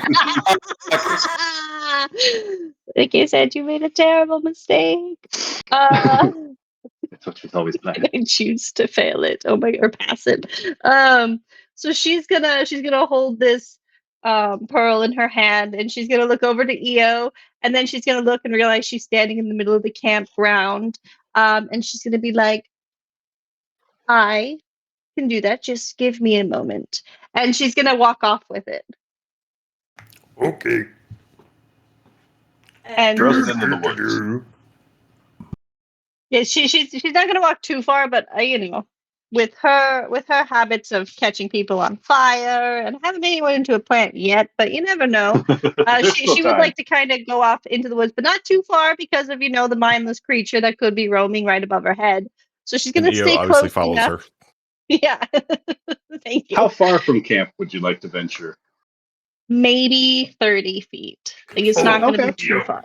My other idea was to have you cast invisibility into it and see if I can cast that too. Cool. Thanks. Sure. And so then she's gonna sit there on the ground. She's gonna find a really comfy rock to sit on with maybe some moss covering it so it's comfortable. And she's gonna sit and she's gonna hold in her hand, and she's going to be holding it in her hand. And while she's holding it, she's actually gonna be looking at her arm with a tattoo that she has, and it's gonna have all the words for the vortex warp spell on it. And she's actually gonna be reading from that as she's talking in this pearl, and see what happens. Mulaning it, she's cheating because she can't remember shit. And then where is it? This one. 12. All right. It's okay because if he uses it to see if it works, we'll have to do it again. As you start preparing and casting this vortex warp spell, you watch as the air around the palm of your hand where you're holding this sphere start magically twisting around the space of it, and almost like a whirlpool just sort of siphons it in, sucking it into the interior of this sphere. And it takes on this almost kind of faint grayish glow again, this cloudy sort of murky cloud starts rolling through the inside of it once again, as if another spell has been stored within the sphere. She's gonna Casting hold it at it. a second level or higher spell? Yeah, we could. I just did a normal. It's just it is a high second level is level just spell. longer range, right? I think a third level slot is 120 feet. When you cast a spell using a spell a third or higher, the range of the spell increases. Oh yeah, I could have done it at third level instead of second. We'll do that. Instead of second level. Sorry. Either or. But yeah, that'll increase it by 30 feet instead of 120-foot teleport. 9. Yep. Nice. Cool. 50. And then she's gonna hold it up, and she's gonna turn around knowing Io's her right hand, and she's gonna hold it up and smile to him and be like, I did it! It worked! And of course it worked. Somebody It's died. just- I know, but sometimes just not only does it work, but there's sometimes a little bit of an extra effect that I worry about. But it seemed to work just perfectly fine, just as we intended. And she's gonna kind of jump up and like walk over to him and be like, okay, let's go show him. And she'll make her way back to Bond 2. Oh, can you put more than one spell in it? It can have up you to wanna 5 try? spell slots, 5 levels of spells. Oh, So you I just didn't did Are you know. asking 3. Bond to? Well, I went to bring it back, and then Nick was like, "Well, Eo still has to cast his spell." So yeah, she's like, "Let's give it back to Bond 2," and because I wasn't listening to you talking to Eo anyway, so this is fine. She said, no invisibility for him. I mean, I guess I'm assuming EO doesn't understand how this thing works, so it's got a spell in it. He assumes he can't do anything else with it. Yep. So we're on the same page there. Perfect. We'll both just bring it back to Bond 2. We did. We put all the spells you wanted in it. Yes. So, Great. Bond 2, I guess, Yeah. are you going to attempt to use that spell now so I can put the invisibility spell there? Well, I think it can hold more than one spell as long as they're not really strong. Like, it can hold like one really strong spell, or it can hold like multiple smaller spells. Like, it's kind of like a flask, and you can fill it up a certain amount. I think. Well, if it's like a flask, you wouldn't knew want somebody to. who had a ring that worked like that once. Well, is it safe to mix magic in your flask? I don't know. You want to try? If you'd like me to, yes. Yeah, sure. All right. One way to find out. And EO will attempt to cast invisibility into it. Sure. Targeting the sphere with your invisibility spell? Yeah, I can do that. It's just a creature. Well, I mean, it says a creature you touch. I assume that this would stand in for that. Cool. As like there's a brief moment of panic as the sphere just dematerializes and vanishes within your grip before the spell is absorbed by it. And it seems as though like a darker hue of cloud is now swirling inside, a much more tightly compacted smoke. It's strange to look at. It's kind of like a liquid core D20 almost, swirling around inside of this pearl of greater power. Something just outside of your reach on the exterior of it, swirling within. As the more arcane battery pretty much is charged up. Cool. Okay.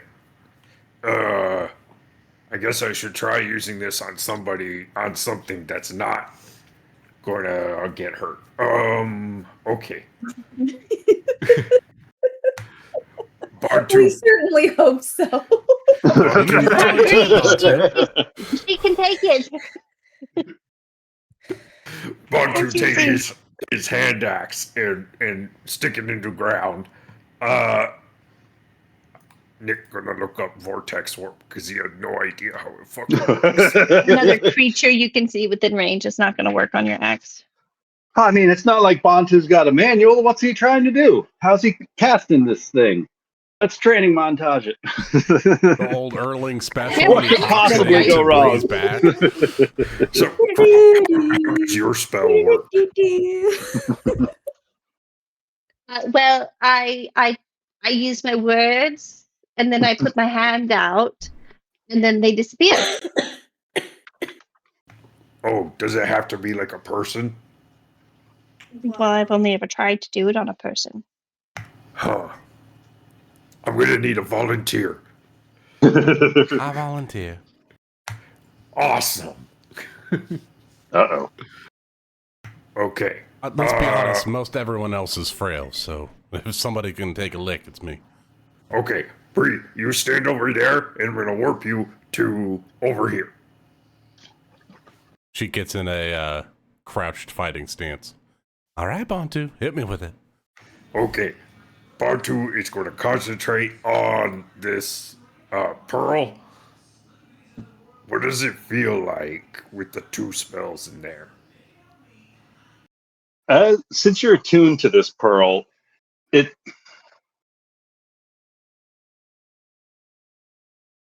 like juggling with medicine balls. You can feel something almost like a pair of somethings swirling inside of the volume that is this sphere.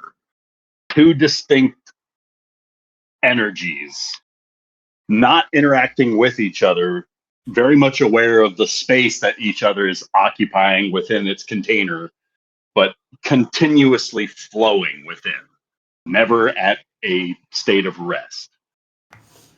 And Okay. go ahead. Bantu's gonna reach for essentially reach quote unquote, but he's gonna try to pull the bigger of the 2 and cast that spell on Bree and move her. All right. As you feel this energy, like in just the split second, the moment you start to focus on that larger arcane source, there's this surge of almost power through the core of your being. This chilling energy, just like being struck by lightning, this power surges through your spine. This 3rd level spell slot is your being for this moment as it surges outward, locking onto Briarios. Briarios, can I have you roll me Constitution saving throw, please? Or you can choose to fail it. Or does this malignant orb not let me? How about she rolls and then we can just pretend we don't know how the orb works or not? No, I was fully willing to test, and I've been hit by this magic before. I think I feel it. I'll choose to fail. All right. Bantu, go ahead and roll me an Arcana check. I did not know I'm that about to was get part of this. launched 120 feet up in the air, aren't I? Oh, Potential. Oh, no. hell yeah. You Let's go. chose not to fail. Yeah, let's go. I'm going to use my I've been inspiration. preparing for... No, I've been prepared for this, Nick. How would you like to inspire yourself in this moment? No, I had a Wait. saved inspiration from the dungeon master. I know. I love it. Like, I want to hear what's like Bantu reaching in as he starts feeling that the opening of this vortex 120 feet up in the air. As you start pulling Briarios into one end, you realize where you're aiming it is not where you had intended it, kind of a thing. Oh yeah, he And like she's free. he's in the tunnel of the water Free is falling. flowing, and he goes oops, and then he just kind of bends it like he would bend a note on his lute, and he just kind of and kind of gets that vibration going the right way. Love it. As this vortex warps Briarios 120 feet horizontally out from where the party is standing and where you stood a moment ago, just in the blink of an eye. And Briarios, you feel every sweet bun that you had for breakfast come uprooting back out suddenly. As this She makes sure to turn because she knows Bantu could see real far in the dark. So as she comes out, she's like, she'll turn around. Oh no, but she's throwing successful. She just gives a thumbs up while she's puking.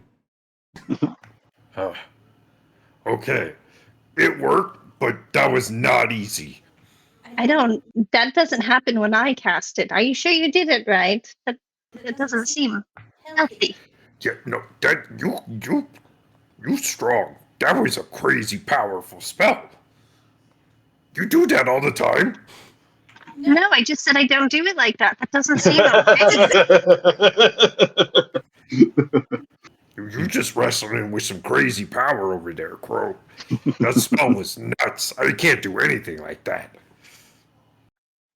Clearly, that was all wrong. No, it worked. She went from there to there. But I think you maybe messed up her insides. I don't know if you put them in the right spot whenever she came back. She gave me a thumbs up. She's fine. Bree wants to take a moment. It's more like a, oh shit, we need to get somebody out of there before they're dead. Like, maybe you, who can't cast this on yourself. You know what I mean? Well, yes, but then I have another spell to get me out when I need to. Yeah, but what if you're, like, down? Well, Io wouldn't let that happen to me. Okay, He's right about that. thank you. I'm gonna need you to cast it in there again. You're not gonna do that to Bree, are you? Because that doesn't seem healthy. Oh, I'm just gonna leave it in there in case we need it. Hey, Mistress, before you do that, we should really check and see if Bree's insides are where they should be. You're probably right. And she's gonna walk over to Bree and kind of like pat her on the back. Can you stand up straight for me, or is your I spine am upside standing down? up straight. I'm just short. Oh, yeah. Okay. Wow. I forget this sometimes. You just, I thought from over there, you just She looked a whips little her giant hunched. ponytail out of the way. You've got a large Fine. personality. I was just not Got a large expecting to couple be of moved things. that far that fast. Can you raise your arms up over your head? As she strikes the pose in her picture. Oh yeah. Oh, I think she's okay, guys. You're okay. Here, drink some of this. And she's going to hand you over some of the tea she's been sipping on. This is Oh, obviously a thank new you. pot, as it's been a long day. Oh, that's quite fragrant. That's wonderful. It is. It's one of Io's personal Is it hibiscus? concoctions. Io, is it hibiscus? Well, there's a trace of that, yes. Eo's got the nose for the most floral parts of every bit of tea. I love it, Eo. Thank you.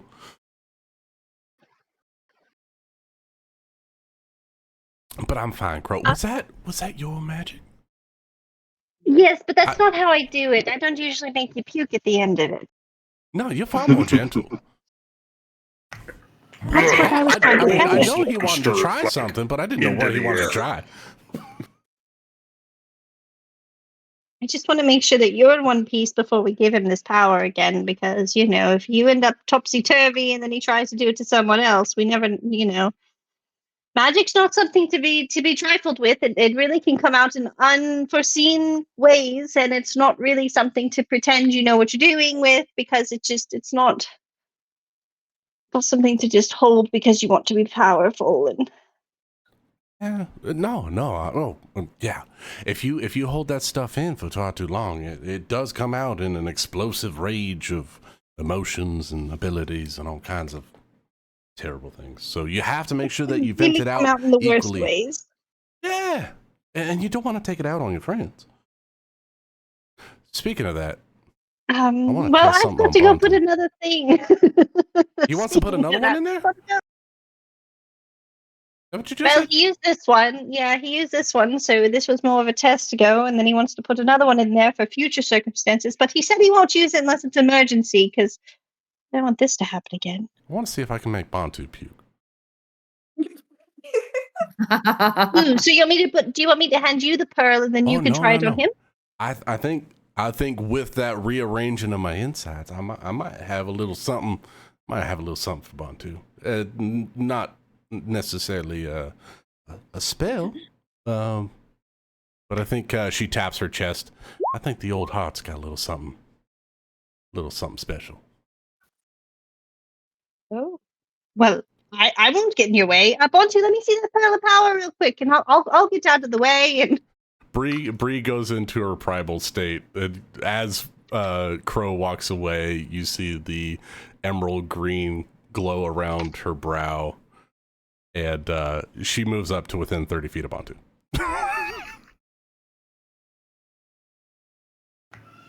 You doing okay? I think you maybe made a screw loosener. Here, let me see that pearl of power. I'll just take it quite over here, and I'll put the other spell in it. But I need my space. Okay. So Bro's gonna take it and make herself scarce as Bree as continues Bantu her starts rampage. his turn, I'm going to use a reaction, and I want to summon spectral branches around my target. And I, Bantu, just let it happen. All right. You're is strong as an going ox. I just want to see if it works. Only fair. I don't like this. It's only fair, Bantu. Fine. When did you learn to do this? Just now, I thought of the idea when I just got teleported and puked my guts out. Oh God. So You arranged the brain. as the from Bree, this emerald green ivy shoots across. Trying to think, almost like was it Moana when she was like dancing on the green stuff? Like it lights up. It was one of those Disney movies. But like as the vines go, there's like Avatar. That's what I'm thinking of. When they're walking on the moss in Avatar, it like The starts to grow. bioluminescence. Yeah. So it's like it shoots like that, almost like a lightning bolt, but it goes across the ground and it's emerald green, and it roots up and around and crawls up Bantu's legs and grabs his torso, and it just disappears. And Bantu disappears into a poof of emerald green ivy leaves, and as it disappears, he appears right next to Bree in the same emerald poof. Oh, hello, Bantu. I felt like I was like traveling through the ground. That was weird. That's what I felt like over there. Just don't look at the ground. Now, try to move.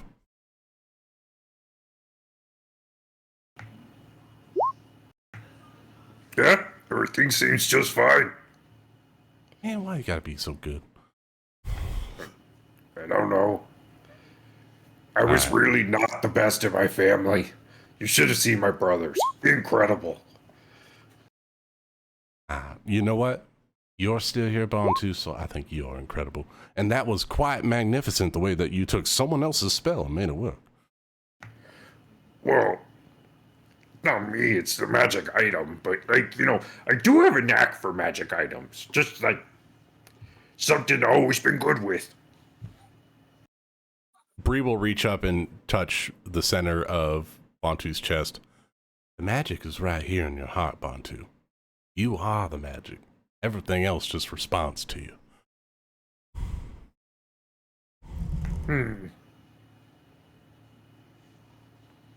Yeah, I guess that's true. That is kind of how me magic work.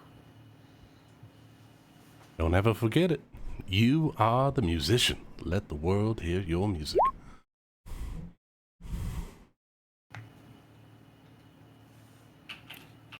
Yes, we're at camp. We're over here puking our guts out. Don't worry about it.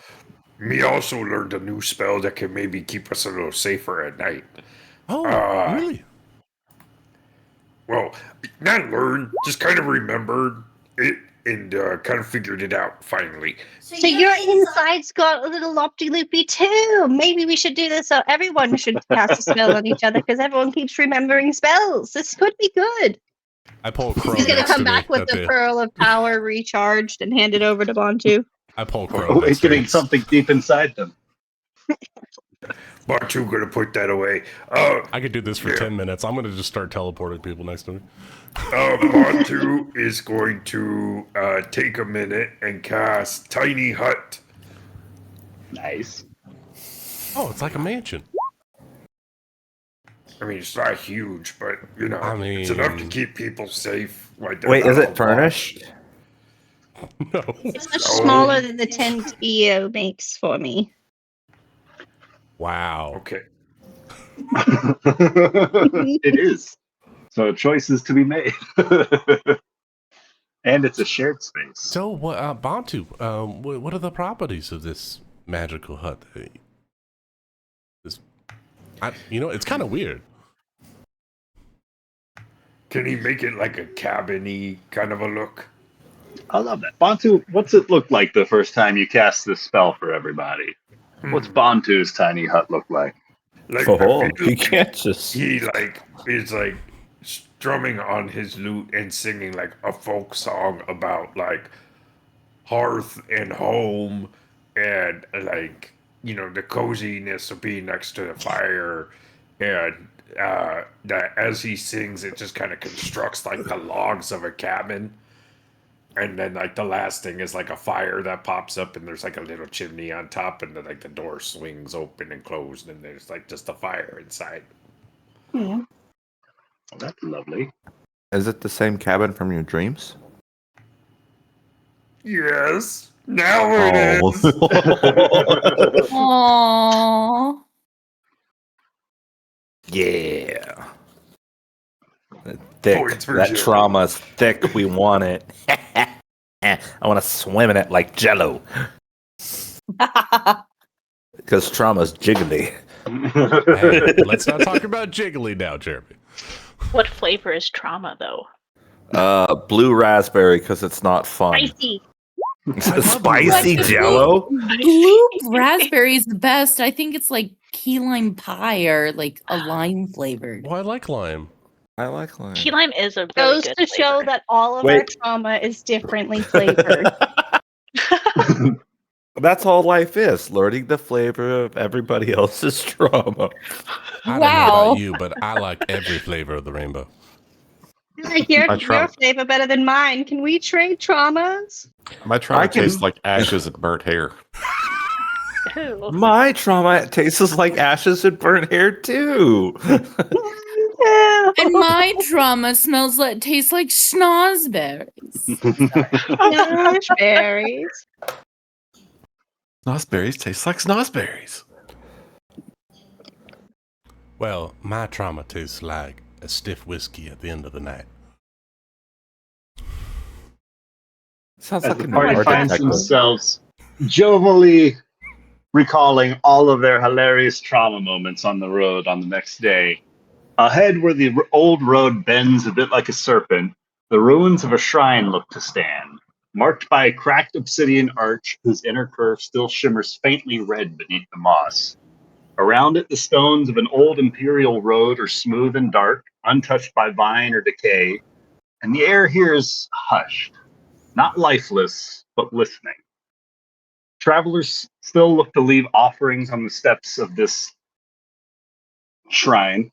A number of coins look to have been blackened by soot, tiny iron keys, and folded scraps of parchment etched with the same prayers that looks to be whispered here since before the Empire fell.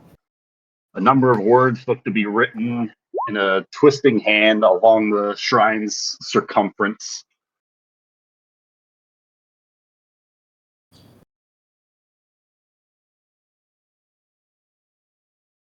Ooh, I that's a second good that, question. yes. A shrine to who? Is it You a said it shrine in- to a person, or is it like a Japanese shrine of protection where it's not dedicated to any one thing?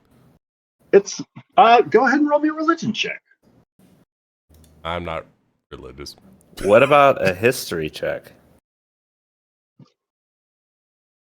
They're both the Sure. same. Yeah, I'll roll. I just- I don't have the skill, Brian. Can I roll it if I don't have the skill, just to see if I understand the religious things of other things? Can I roll Sure, a just history the two of check you. as well? Can I also Sure. roll a history check? Absolutely. Well, Does anybody speak Infernal? I can. Damn That's it, pretty Wait, no. gnomish. First pretty off, much that's an Oh, wait. issue. That's an Fuck issue. with you. I I can't. can cast tongues. Where the fuck You is know my... tongues, bro. I do. I picked it up like 2 levels ago. I just haven't had a chance to use it. How else are you supposed to tell a gnome who just Wait, cut you off in did use traffic it. to You go used it on fuck themselves? Bantu to great shit. success. Oh yeah, that's Oh right. shit. Oh shit, Seneca, we got 18s. Yeah. Where's Yeah, it tell girl. your language? Oh, y'all's got an 18 too. Woo! Pretty good. What the hell? So many of you would recognize this sort of traveler's charm. It's a very old, ancient shrine for travelers. It's, if anything, like a superstitious among like people traveling long distance to offer up a prayer or like throw coins in a fountain, kind of a thing. The verse that is here is once served to be a sort of benediction for safe passage, spoken by whatever imperial road priests were devoted to this watcher below the gate, is who this shrine is erected towards. Once common among the imperial merchants and caravans making use of this prayer site.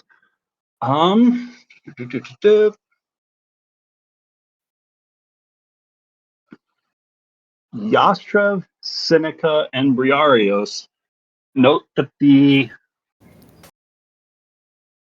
structure of this place is almost kind of like set up to be like offerings for an incantation or like a spell, a protective invocation. And a number of the symbols that you can make out are commonly aligned with sort of infernal contracts or law.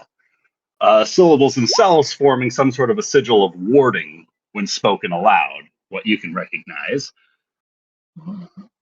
So travelers deal with the devil? Sort of, like a protective look-see-loot. I know she has the tongue spell, but does anybody speak infernal? No. All right. Giant That's right. knowledge You for need me. to comprehend languages to read it, huh? Tongues is spoken language, comprehend is written language, yeah. What about our librarian? Ooh. Resident knower of all things. Please help. I have Common, Draconic, Gnomish, and Goblin, and I can gain proficiency in anything for 10 minutes, but that's all I can do for y'all. Can Do you you have any gain books? proficiency in a language? Does that count? Do you have any, like, infernal for dummies? Actually, DM, I don't Some of the know. members I of the probably do party have- are looking around and noting that the road stones near the shrine are uncannily smooth and untouched by moss or rot. Evident that They're- something's still watching here, fulfilling this ancient protection.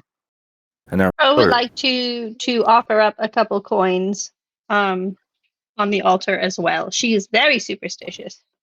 Shikari, what did you get on your religion check? Oh, I didn't know I was supposed to make one. I got a 32. Holy Damn. Jesus Christ. Yeah, I assume you have books about this. In fact, you're familiar with specifically this traveler's those plea. I'm going to go ahead and pop that up for you alone. We all just said "holy shit" at the same time. It was me. It was me. We need that for a soundbite. And Evie, if you wouldn't mind joining me over in the Dark Alley chat for a moment on Discord. Oh, So, like, the no. living room? Dun, dun. Yeah, why don't you No. guys Or that works to too. walk and talk to each other? If you want to stand up. in our dark alley. You mean the living room? Dark alley, I'll see you in the washroom. 32. Jesus Christ. Right? Yeah, Well, you I gotta- am you gotta giving love the that Dark broken Lord knowledge coins. cleric. So whatever this deity is, we are all cursed by And it she now. didn't even roll a 20. No. 17. She has a Plus plus 15. 15 Oh my on her God. religion. What the Ow. fuck? She gets to add Well, she her has intelligence a and her like wisdom. a 20. Yeah, and she has Damn. expertise in it. Yeah, the knowledge cleric is not tuned for 24. Just like, that's a skill monkey. It's only in two Well, yeah, things, that's I what think, Priest right? was too. That makes sense. I miss Priest. I miss that campaign. I'd like to give that another, like, oomph. The game was fun. Honestly, I loved Amanda's character too. Lonnie was fantastic. Lonnie would- was the best. kind of Just just say that about all your characters, Amanda. Lonnie was different though. She doesn't She had go out of her way to drums. kill her characters, Lucas. True. You know what? I'm building drama and tension in the story. You guys are all just doing whatever you want. I My build next drama don't know. character will happiness. will be a fence that- builder just to fence off every ledge near Lucas's An character. an ocean person. I think the No, most it's drama has been sticky. added in this session by Shikari when she murdered that child. My God, we had to leave town. Yeah, that's true. Yeah. Oh, she's in the dark alley. Well, I mean, don't you think Kobach deserved a little treat? He's been My good kid, this whole as a treat. time. He has been good. That's true. Not the whole kid, just her eye. That's an adventure It's right gushy. there. They're like gummy bears. I had my eye taken by a kobold in it, the mouth That's the law of for equivalent losing a exchange, right? spelling bee. I give you It was No, knowledge. it's I definitely take the your law of eyeball. equivalent exchange. I like to think there's enough trauma on that town that there's like adventures and training now. 100%. Those kids are the next adventure. Oh, yeah. Like I will our play a backup one-eyed. characters. Shikari helped ensure that. She set it up to train them in self-defense. I will Hey, play a manually? one-eyed child who had it taken from by an axe beak and looking for vengeance. The kids Against run the around axe beating the beak. shit out of each other, playing No, Goblin heroes. against the librarians. We become the villains. Oh no, Eventually, I'm all just making heroes another become terrorist character. Could you imagine a Misthaven campaign where, like, we played characters who had gotten screwed over by our party? I mean, But it Zara might did have to be play a that, rat folk. so yeah. All right, hear me out. A goblin campaign where we're all survivors. Oh, in this world, yeah. We're the little goblins just trying to make it by, and all these fucking heroes come and keep stomping our camps. I don't know why they killed all of us. The goddamn Let's bastards is what they ask. You remember when they Can I chopped just off play Bond too? Snarf's was one of head when he them. was climbing up that rope? They took a prisoner and just executed him. I thought they're supposed to be better than us, but now they're the same. They're no better than us. Children's eyeballs. Oh, well, that sounds Sneaks. like waste of good stew. Oh. Goblins, we eat people. It's cool. I was gonna roast that on the spit like a marshmallow. They're back. Da da da. From the dark alley. The Hey. Giant Alley. Evie, the witch on Halloween, giving out mints from the dark alley. Is that why the little kid lost his eye? Because Shikari cast a No. spell on it? No, he lost the spelling bee. Or she lost the spelling bee. Yes. Non-binary That's why child lost their eye. They're the at first one out. spelling bee. It'll teach everyone else there a valuable lesson. Just spell You know it what? right. Actually, that's how you make your character in the next Elder Scrolls game. Is you lose the spelling bee and they take your eye, and your character customization just starts there. And you show There up in we a go. wagon somewhere. You lost your spelling bee. Well, hello, adventurer. The next Elder Scrolls is just Skyrim again. You're finally Of course waking it's up. gonna be Skyrim again. Damn you, Todd Howard! So, as soon as Shikari realizes what the shrine is, she's going to kind of reach over to Crow's hand as she's dropping down. What is it? Coins? You said? Yeah, just a couple coins. Well, that wouldn't seal the bargain. But I do have to warn you that it would be a bargain with demons. Basically, this is a place where you can leave an offering of either blood or a coin heated by fire.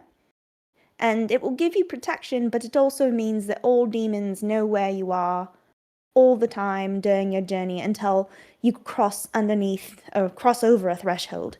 So they could track us, and that could be potentially very bad if the next threshold we cross is at the tower, and they decide to send a bunch of demons there for no reason.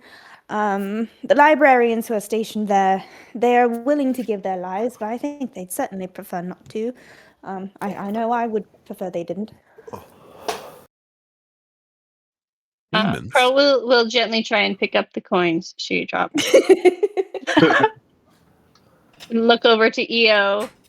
I've been too trusting once again, and she's gonna pocket the coins and go sit back on Yas's the wagon. Oh my god, word. I mean, you couldn't have known, and hey, apparently, and I don't know if there are like coins on the ground and things, and like you're not the first to want to take them up on the offer and perhaps not know the consequences. Demons, you say? How would Maybe such a they're the creature same offer ones in the protection? canopies. It just promises. It makes it so that you make this pact with the demons essentially, and you're protected from any attacks on your journey. You won't. No foe will fall upon you, I suppose. I mean, it's all according to my readings. I don't know. It sounds like to me that monster that the treant was talking about is actually working for the demons, and anybody who gives an offering is a target of said creature. Oh, well, that's interesting. It could be attacking them in their homes as soon as their journeys are complete. Yeah, before they leave the forest, right? Because if you cross the threshold, if they get to where they're going, they're no longer a target. But before they get there, they're a target, right? Opposite. It protects you until you cross the threshold. DM, correct me if I'm wrong. Oh, I Until thought you the cross contract the ended threshold. once you got in the threshold. It's to protect Crossing travelers on any their journeys. threshold ends the contract, the pact.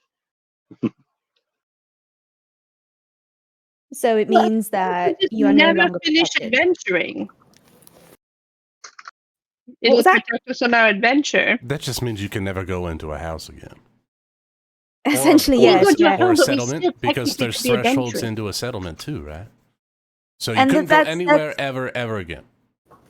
That's precisely it is. They know exactly where you are, the length of your journey. They know where you end your destination.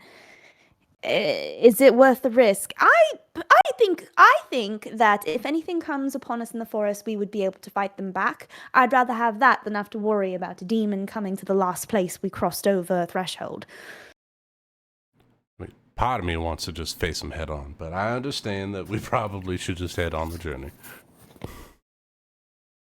Agreed.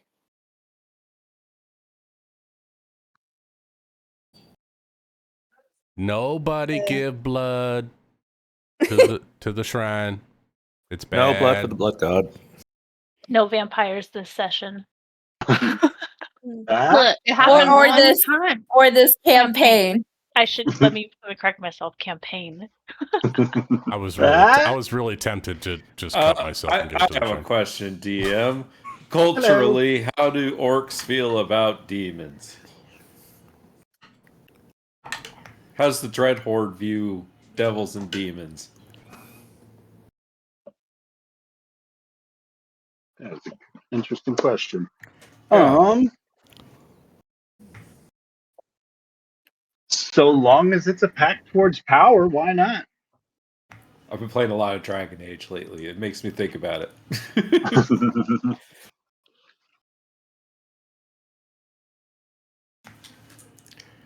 Though, Long the I pact bigger, think they better. make a good point that we don't necessarily need it. I don't suspect there to be any danger.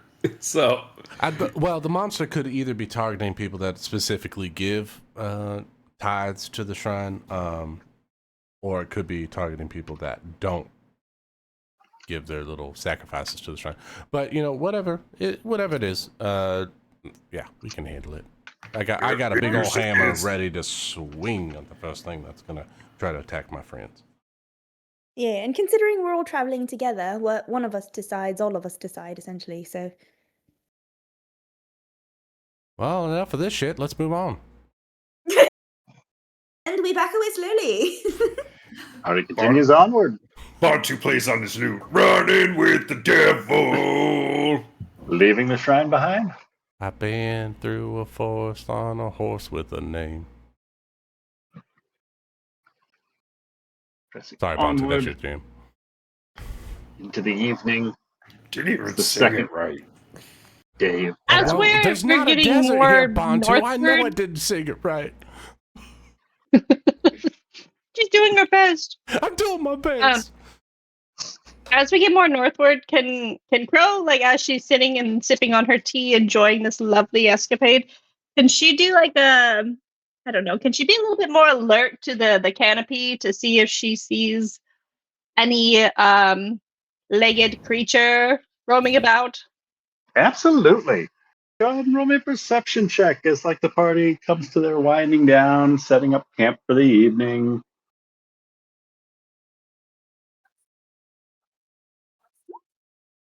I'm on a roll for not rolling well tonight. She's very entertained with this tea.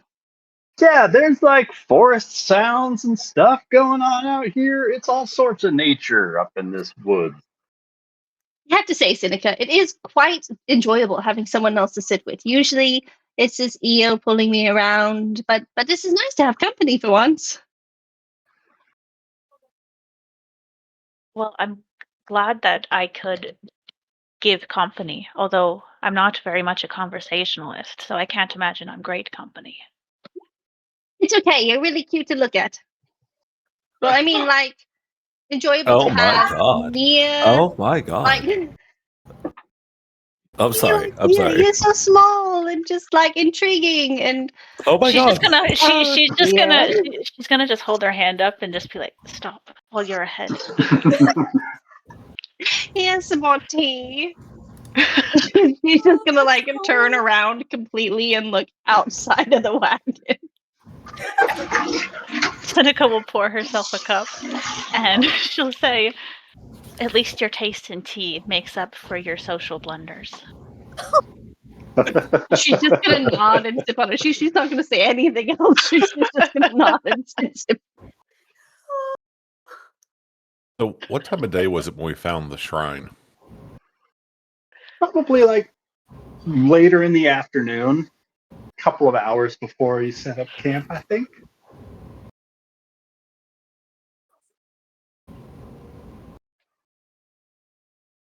And we didn't notice any particular monsters, monsters obviously, but nothing unusual about the terrain or the area after around the shrine and after we left. Crow has kept a very vigilant eye towards the canopy since you guys have left the shrine behind. There are only birds. Like, there's nothing else at all. Don't ask her to name the birds. She can count them. There might not even be leaves.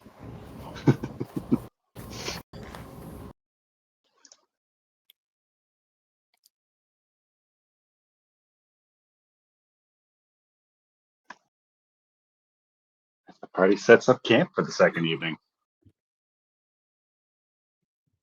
Is there Well- like oh, Oh, I was just gonna say, Bantu will make a habit of using his tiny hut now, Nice. and it's a ritual spell, so you will spend the 10 minutes doing it. Lovely, lovely. is there a body of water nearby? There is a stream not too far away. Rianne will check it out to see if she can catch some fish. Love it. Roll me a nature check. Hell yeah. Are you inviting I'm- anyone along on this little expedition? No. I mean, that's fine. I don't want to interfere with her alone time either. Okay, like she needs Yeah, I to heard have her Seneca's looking dependents hot. also. Just understand, my No. fanfic is going to say something different. That's all. It's okay. Well, yeah, Rianne, like, it's Rianne just- is going to walk down the path, look behind her, see that she's alone, and she's going to take note of that. Like, okay, it's okay. Oh It's fine. no! It's fine. It's not. I don't know what to do. I got a 17. It takes maybe 10 minutes after you settle yourself in near the stream, before you start catching signs of a couple of small pods of schools of fish over here. Big enough to be eaten? You could definitely make a snack Or- out of a few of these. Tight. Rien will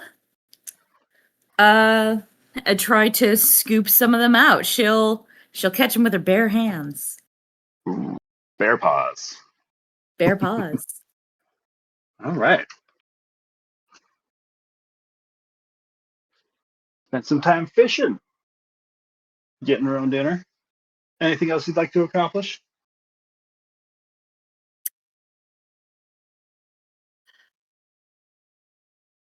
You know, she'll climb a tree and see take a look at the land. Lay of the Absolutely. land. Go ahead and roll me a perception check. I have advantage, I think. I don't know. Oh, oh no. Oh Sounded god, believable. that's a 1. That's a 1. I would like to re-roll that. Human inspiration. Go ahead. There's That was nothing not I can do good. about it. Well, like it says like there's an A for advantage. So do I roll twice without doing that, or is there certain Well, I think now you roll the second time because you've already rolled once. Yeah, okay. Okay, that's a 4, 16. 16's better than 1. Hell yeah. What does she see? Any points of interest? You do hear the occasional animal like chirping and singing out. And a couple of different songbirds choirs.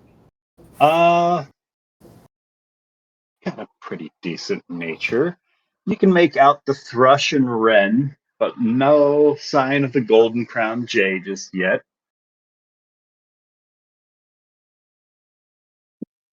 And you get the feeling that, like, if you can make out distinct bird calls, that things might be settled in enough here that it's going to be calm, a relatively calm evening for you guys. Ah, tight. Birds feel safe. You feel safe. It's a good time for fishing.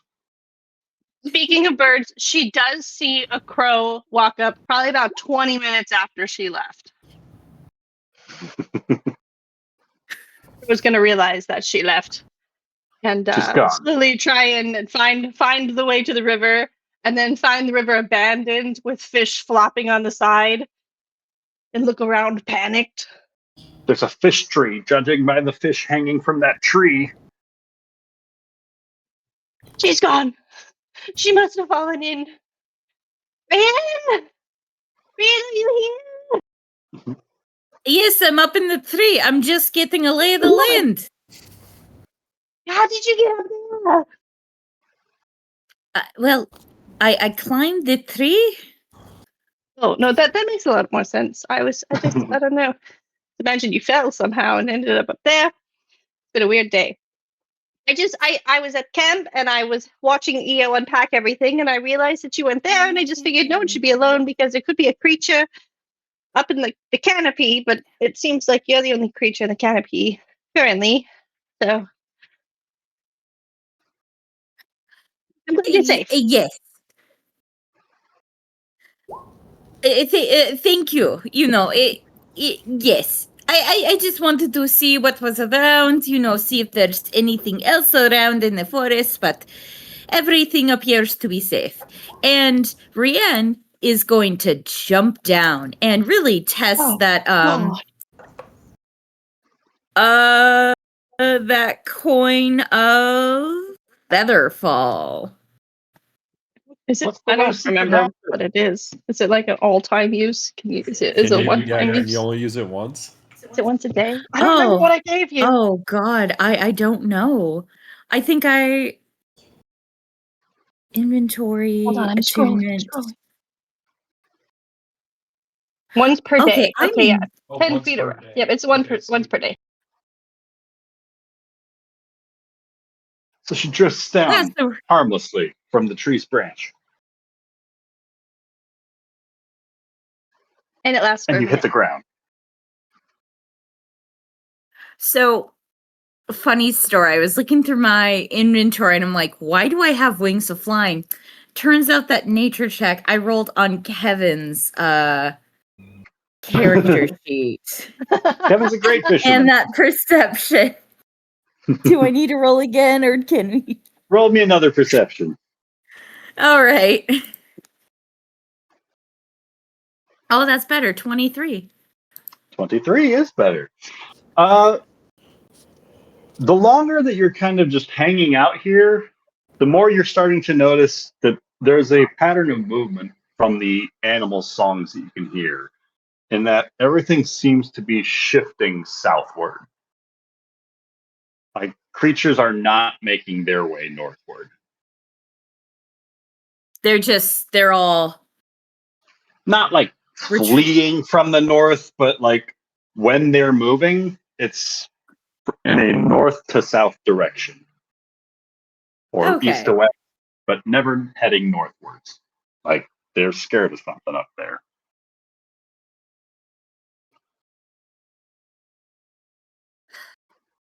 Well, that's a bit odd.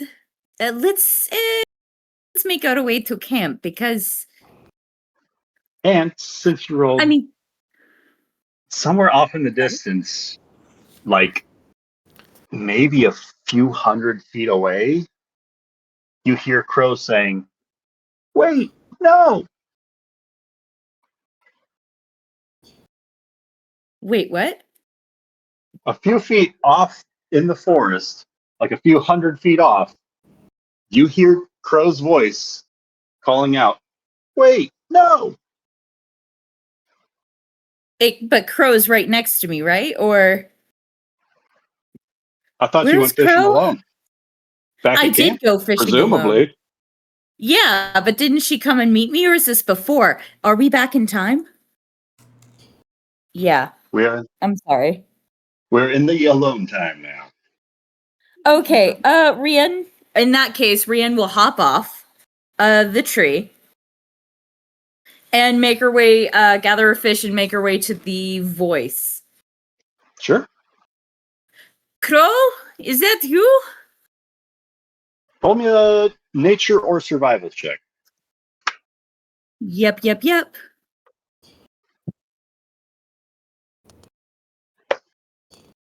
That's a 13. Go. Start venturing in the direction you thought you heard the sound. Fish slung over the shoulder. How close would you like to get from where you thought you heard a voice? Uh, How far from the maybe camp would you like to venture out?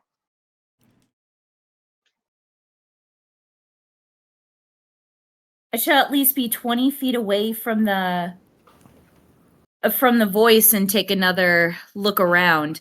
Sorry, just one moment. Mm-hmm.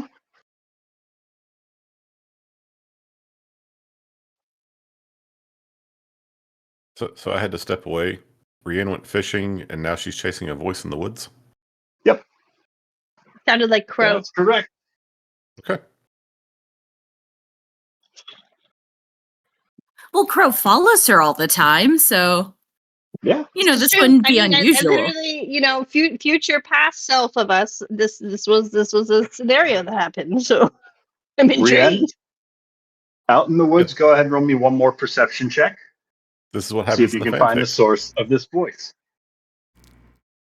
I got a 12. You do not see or hear anything further. Crow, are you lost?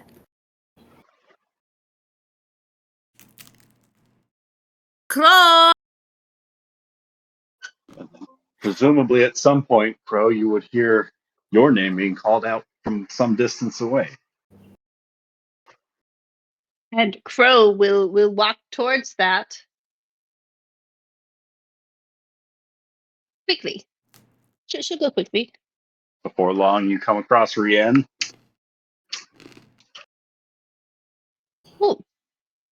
Were you calling me? And I was at camp helping EO, but then I thought I heard you calling, so I figured I see you got.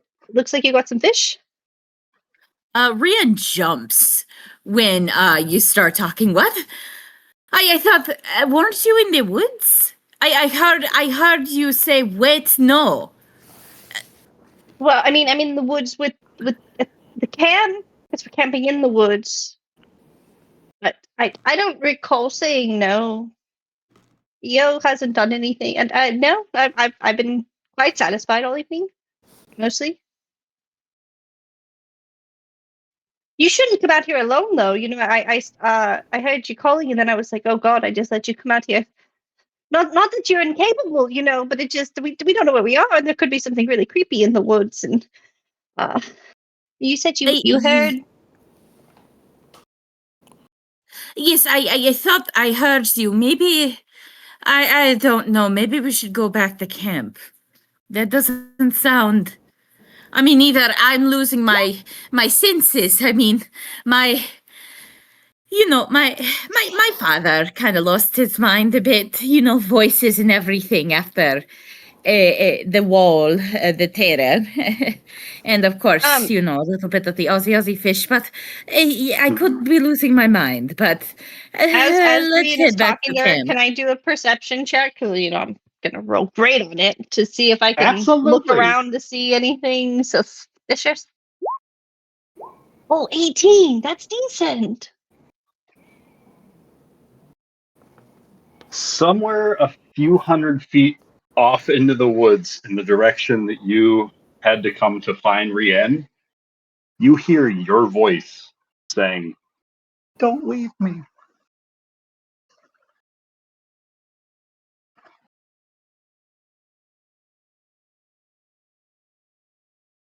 Oh. You said a few hundred? Somewhere a few hundred feet away at least. Not close by. How close to camp Is it are is they it at this dark? point? They're about 800 feet away from camp.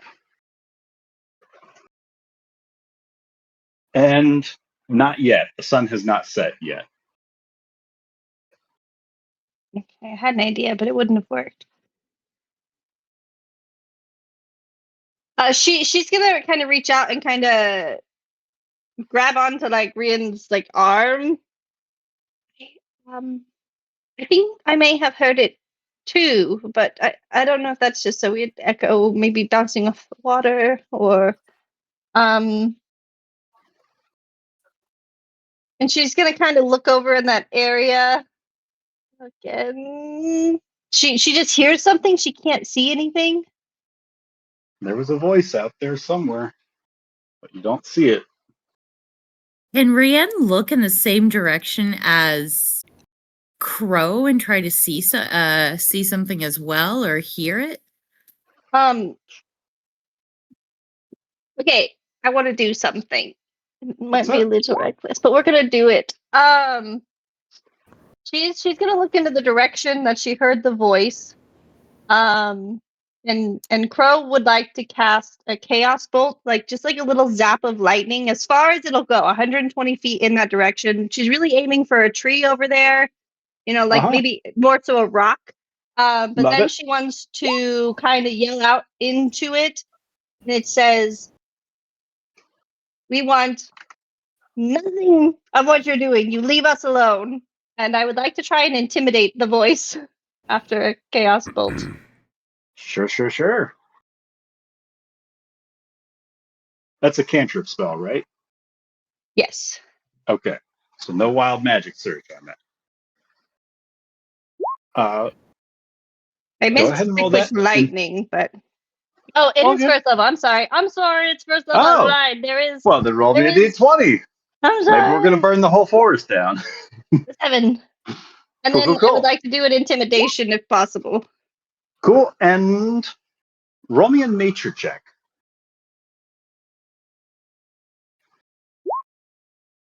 as this 23. bolt surges across the way, blasting into one of the trees, quite loosely in the direction where you thought you heard your own voice echoing out from. And dropping from the canopy, you see something float for a couple of flaps before it reinflates these large, almost kind of lung-like sacs on either side of its body that it continues drifting up into the canopy and then further northward away from you. It looks, didn't do it right, something like this, and you know that's what it's called. Oh. And Onto, did you hear something?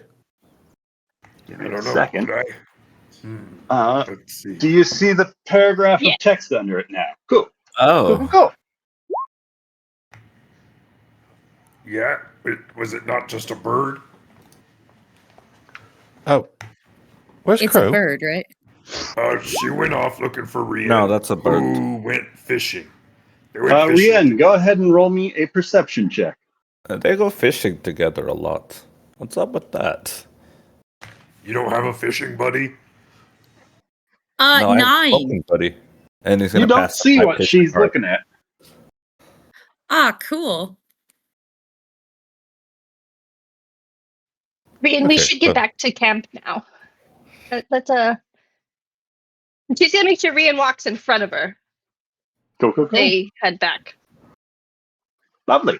Why? What did you see? You're being shepherded back to camp. It seemed to be a type of not super nice looking creature. It was a little scary looking, honestly, but it's just best if we're not alone. Better in groups. Was that the thing that was making the noise? Seemed to be, yeah. There was some sort of creature out there, but maybe I spooked it enough. Maybe I spooked it enough. That's great. I can't wait to leave this forest. This is not nice. I don't like this. Rian, It's okay, well, 'cause look at all the fish you got. They're quite lovely fish. I'm sorry, I didn't mean to scare you. It was probably a butterfly. Their wings could be sometimes make ghosts. weird sounds. I'm bringing up ghosts, yes. I'm not even there. I don't know what oh you're mad God, at me. no one, Noise again. no one talk about Ghost Rian. Actually, you know what? Rian will quicken the pace and make sure Crow keeps up. I don't like We'll this make our way forest. back to camp.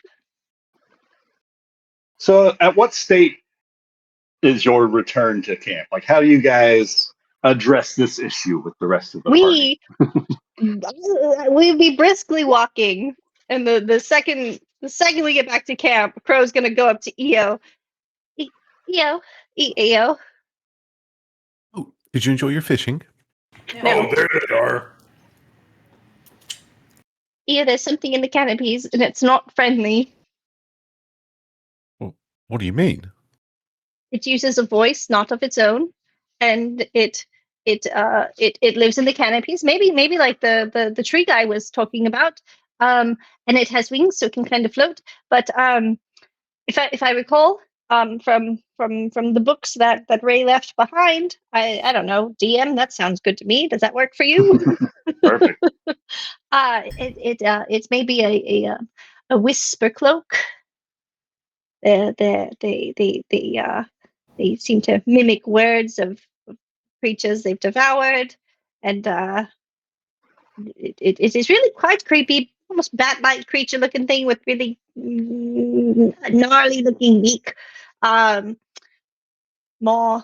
But it was. I'm almost positive it was over there in the forest on the. So how about we all go inside the hut? This small little abode seems quite lovely for the evening. It was mimicking Crow's voice. It said, Oh shoot! What was the first But thing? wait a minute. Hold me tighter. Crow, didn't you just say Liar. did you just say that it can mimic the voices of those it's devoured? Yes, which is interesting. It mimics the last words of anything is devoured. So maybe it heard my voice previously and is able to copy voices as well. Or maybe it just means it's going to devour me soon. Right, that does it. Everyone, time to go hunt the monster. Well, no, Okay. let's go into the hut. That sounds so much fun. I am down. Bantu grabs hand axe, grabs scimitar. Oh, Gets let's ready to go. Real quick, I Dan, was wanting did to I work out regain my anyways. third level spell slots from the previous night shenanigans? I just If want you've to make sure. slept since casting them into the orb, yes. Okay. Because we did Yeah, that last we night would have before slept we last went to night. sleep. Okay. But I just yeah. want to make sure before we go hunt a monster. Shikari's gonna like kind of just be like, can I just make a pitch for just one other possible plan? Go into the It tiny sounds as hut. if this thing is a bit hostile. Could it be that it plans to attack us, and our best bet would be to kind of hide about in this area and make it seem like some of us are in the middle, sort of having a nice, calm I'll set a evening trap. camp, That's a Are good you idea, Shikari. Are you and volunteering to maybe be bait? well, sure, yeah. I mean, I'm probably I'm good to have in the middle because I can heal myself if anything drastic happens, and probably you guys would be attacking by the time it got there. We're And going monster fishing. Well, hold it on. would be more Before wise, we I think, than perhaps traipsing about the forest, hoping we find it before it picks us off one by one. something I do remember from the guide that I read about this in it does seem to be attracted to voices and light. So perhaps Shikari's got a point if we stick around here and we are jolly and happy and we have a fire going, we could perhaps draw its attention. But I'm not sure if it is a lonely creature or if it too requires a buddy system and maybe there's more than one, which would be a problem. They're really quite difficult to see because they do seem to get quite camouflaged. They they really blend quite perfectly with the canopy and they're almost unmistakable from leaves and moss and twigs and stuff when they are settled in wherever they want to be. That's very, very good to know. Could be that, if the people we station in the trees around camp are some of our people with our best vision, best I, nature checks, sort of thing. I am climbing tree.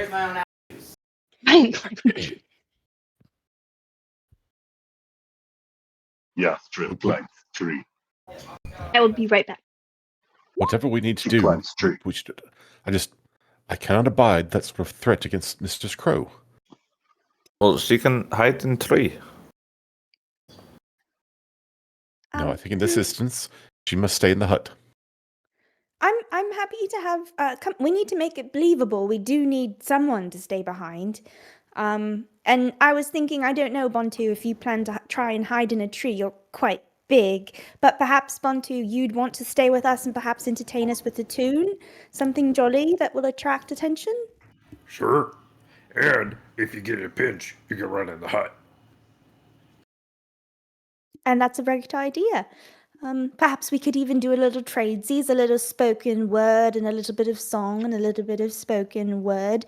Do you know any of these stories that I know? And she's gonna like pull out a collection and start planning the performance.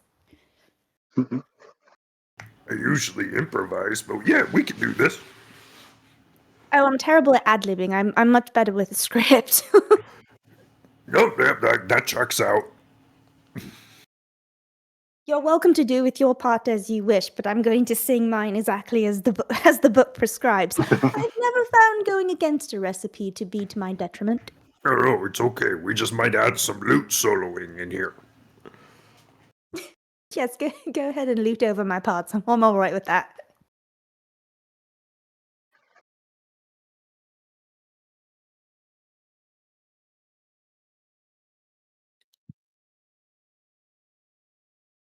So what's everyone else doing?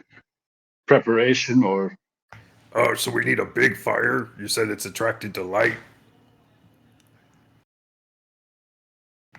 Right? Eo's gonna like stalk around the camp and just look for any sign of this thing. Somebody back me up. I'm not sure. Did they say yes? Is that The thing If- says, "Burn it not, nor strike it blind. Fire and fear will only feed it." Yeah, but that'll attract it, right? So if we lure it with big fire and then put out fire and fight it. Oh, that's a good idea. So we play the music, big fire, and then when he gets here, go quiet, put out fire, fuck it up. And just so you know, like I said previously, it could be more than one. And this might, I'm not sure if this is what the I'm gonna call him the Guardian because my brain is blank. The Guardian was speaking of. But it could very well be more than one of them. And you know, they're very stealthy, so any kind of shift in normal, even normal sounds could be another one just getting perched into the trees. They could be above us right now. This is quite creepy.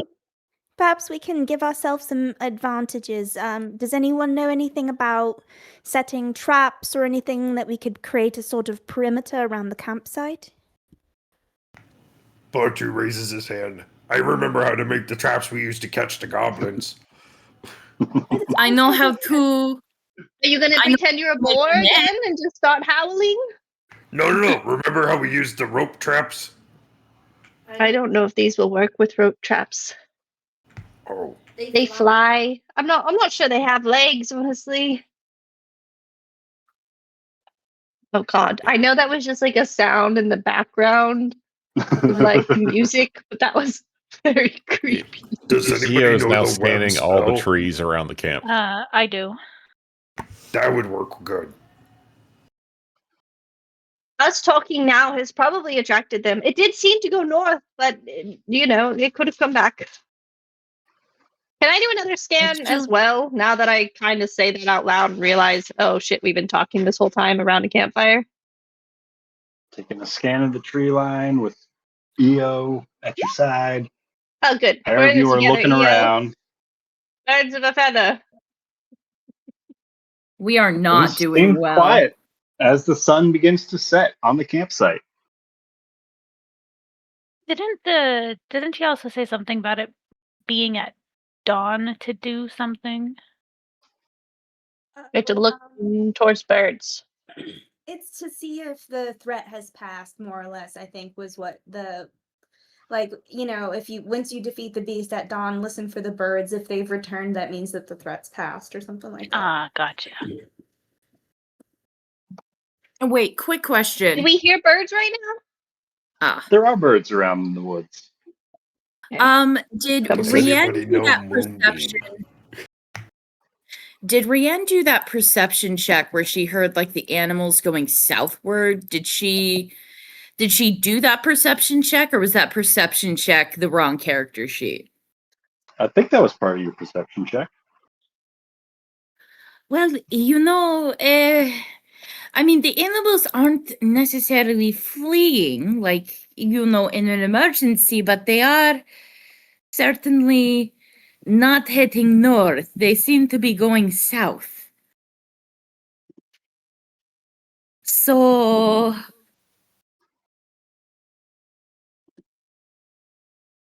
I think the more that we head north, the more likely we are to, you know, run into that thing. That is I mean, what I heard. it was only a couple feet from us, northward.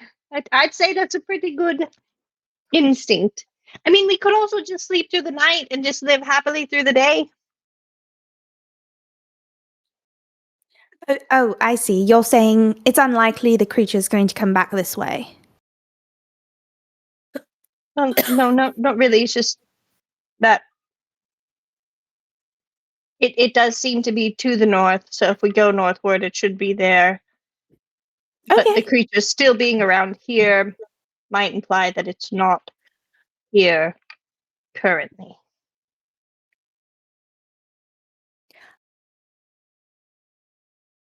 Okay. Well, I mean, the two options: go and hunt it down to the north, or stay here and create traps and all of that, and wait for it and hopefully ambush it. Two paths. I suppose we can vote or decide what we want to do. Who What does has everyone dark else think? vision again? Or who can't see in the dark? Is it just me and Yas? Yeah. Well, me and Yas are not really handy in a fight if we can't see. Didn't We you should just take probably something stay in your here level up? and What?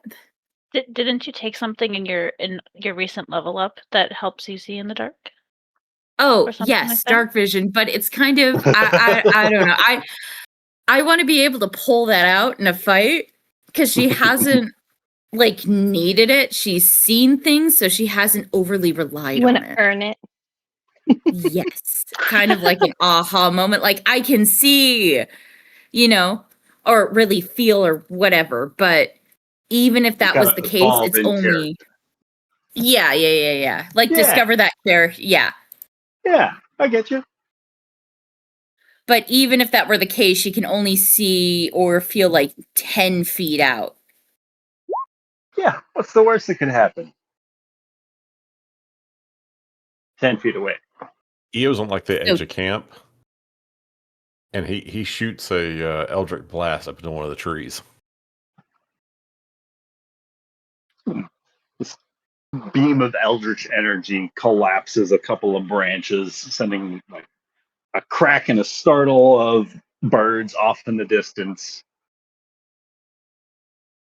But before long, this forest settles again, and the night is quiet.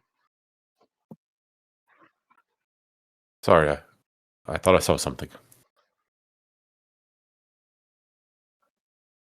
You know, It's okay. it says that it feeds off of fear. You know, you're not really inspiring peace or, you know, not fear. I'm very I mean, if it fearful. helps, we're not sure that this is the same thing that the Guardian was talking about. This could be a very different evil creature.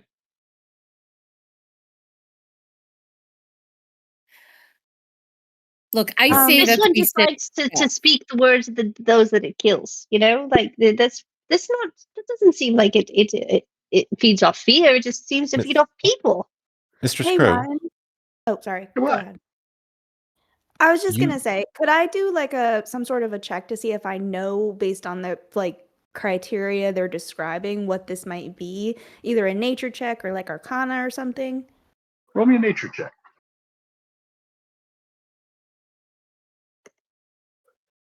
29. Why do you have that Jesus. book? Did that just appear for you? What? What appeared for me? Oh, here. Let me see. I'm on the wrong window. On roll 20. Okay. You should have a window that you can see now. That's what your book tells you about these things. Awesome. It looks scary as fuck. All right. Well, this is what we're dealing with. Knowledge is power. Amanda, does this look like exactly what he showed you? That's what I've been describing. Okay. Well, that doesn't seem to be the same thing that our treant friend was describing to us at all. So, this is a new thing entirely. I mean, we know what it is. We know what it does.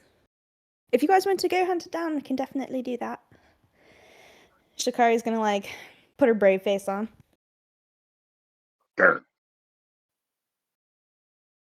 Is it going to follow us? well, we've waited long enough now. It's probably too late to try hunting at night. But I think we should double the guard.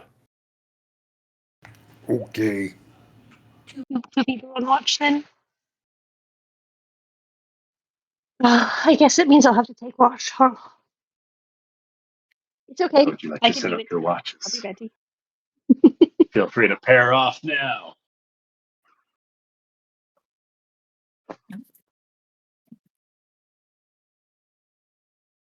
Who's going to take first watch? I mean, Crow's happy to take first watch. She's not gonna be able to fall asleep quite yet. I'll also take first watch. Rian will take second watch. Bantu's third watch, because that's middle of the night. Oh my, Seneca will take one after Bantu. I'll take fourth watch as well. I'll take fourth watch. You're going to take third watch, Bond.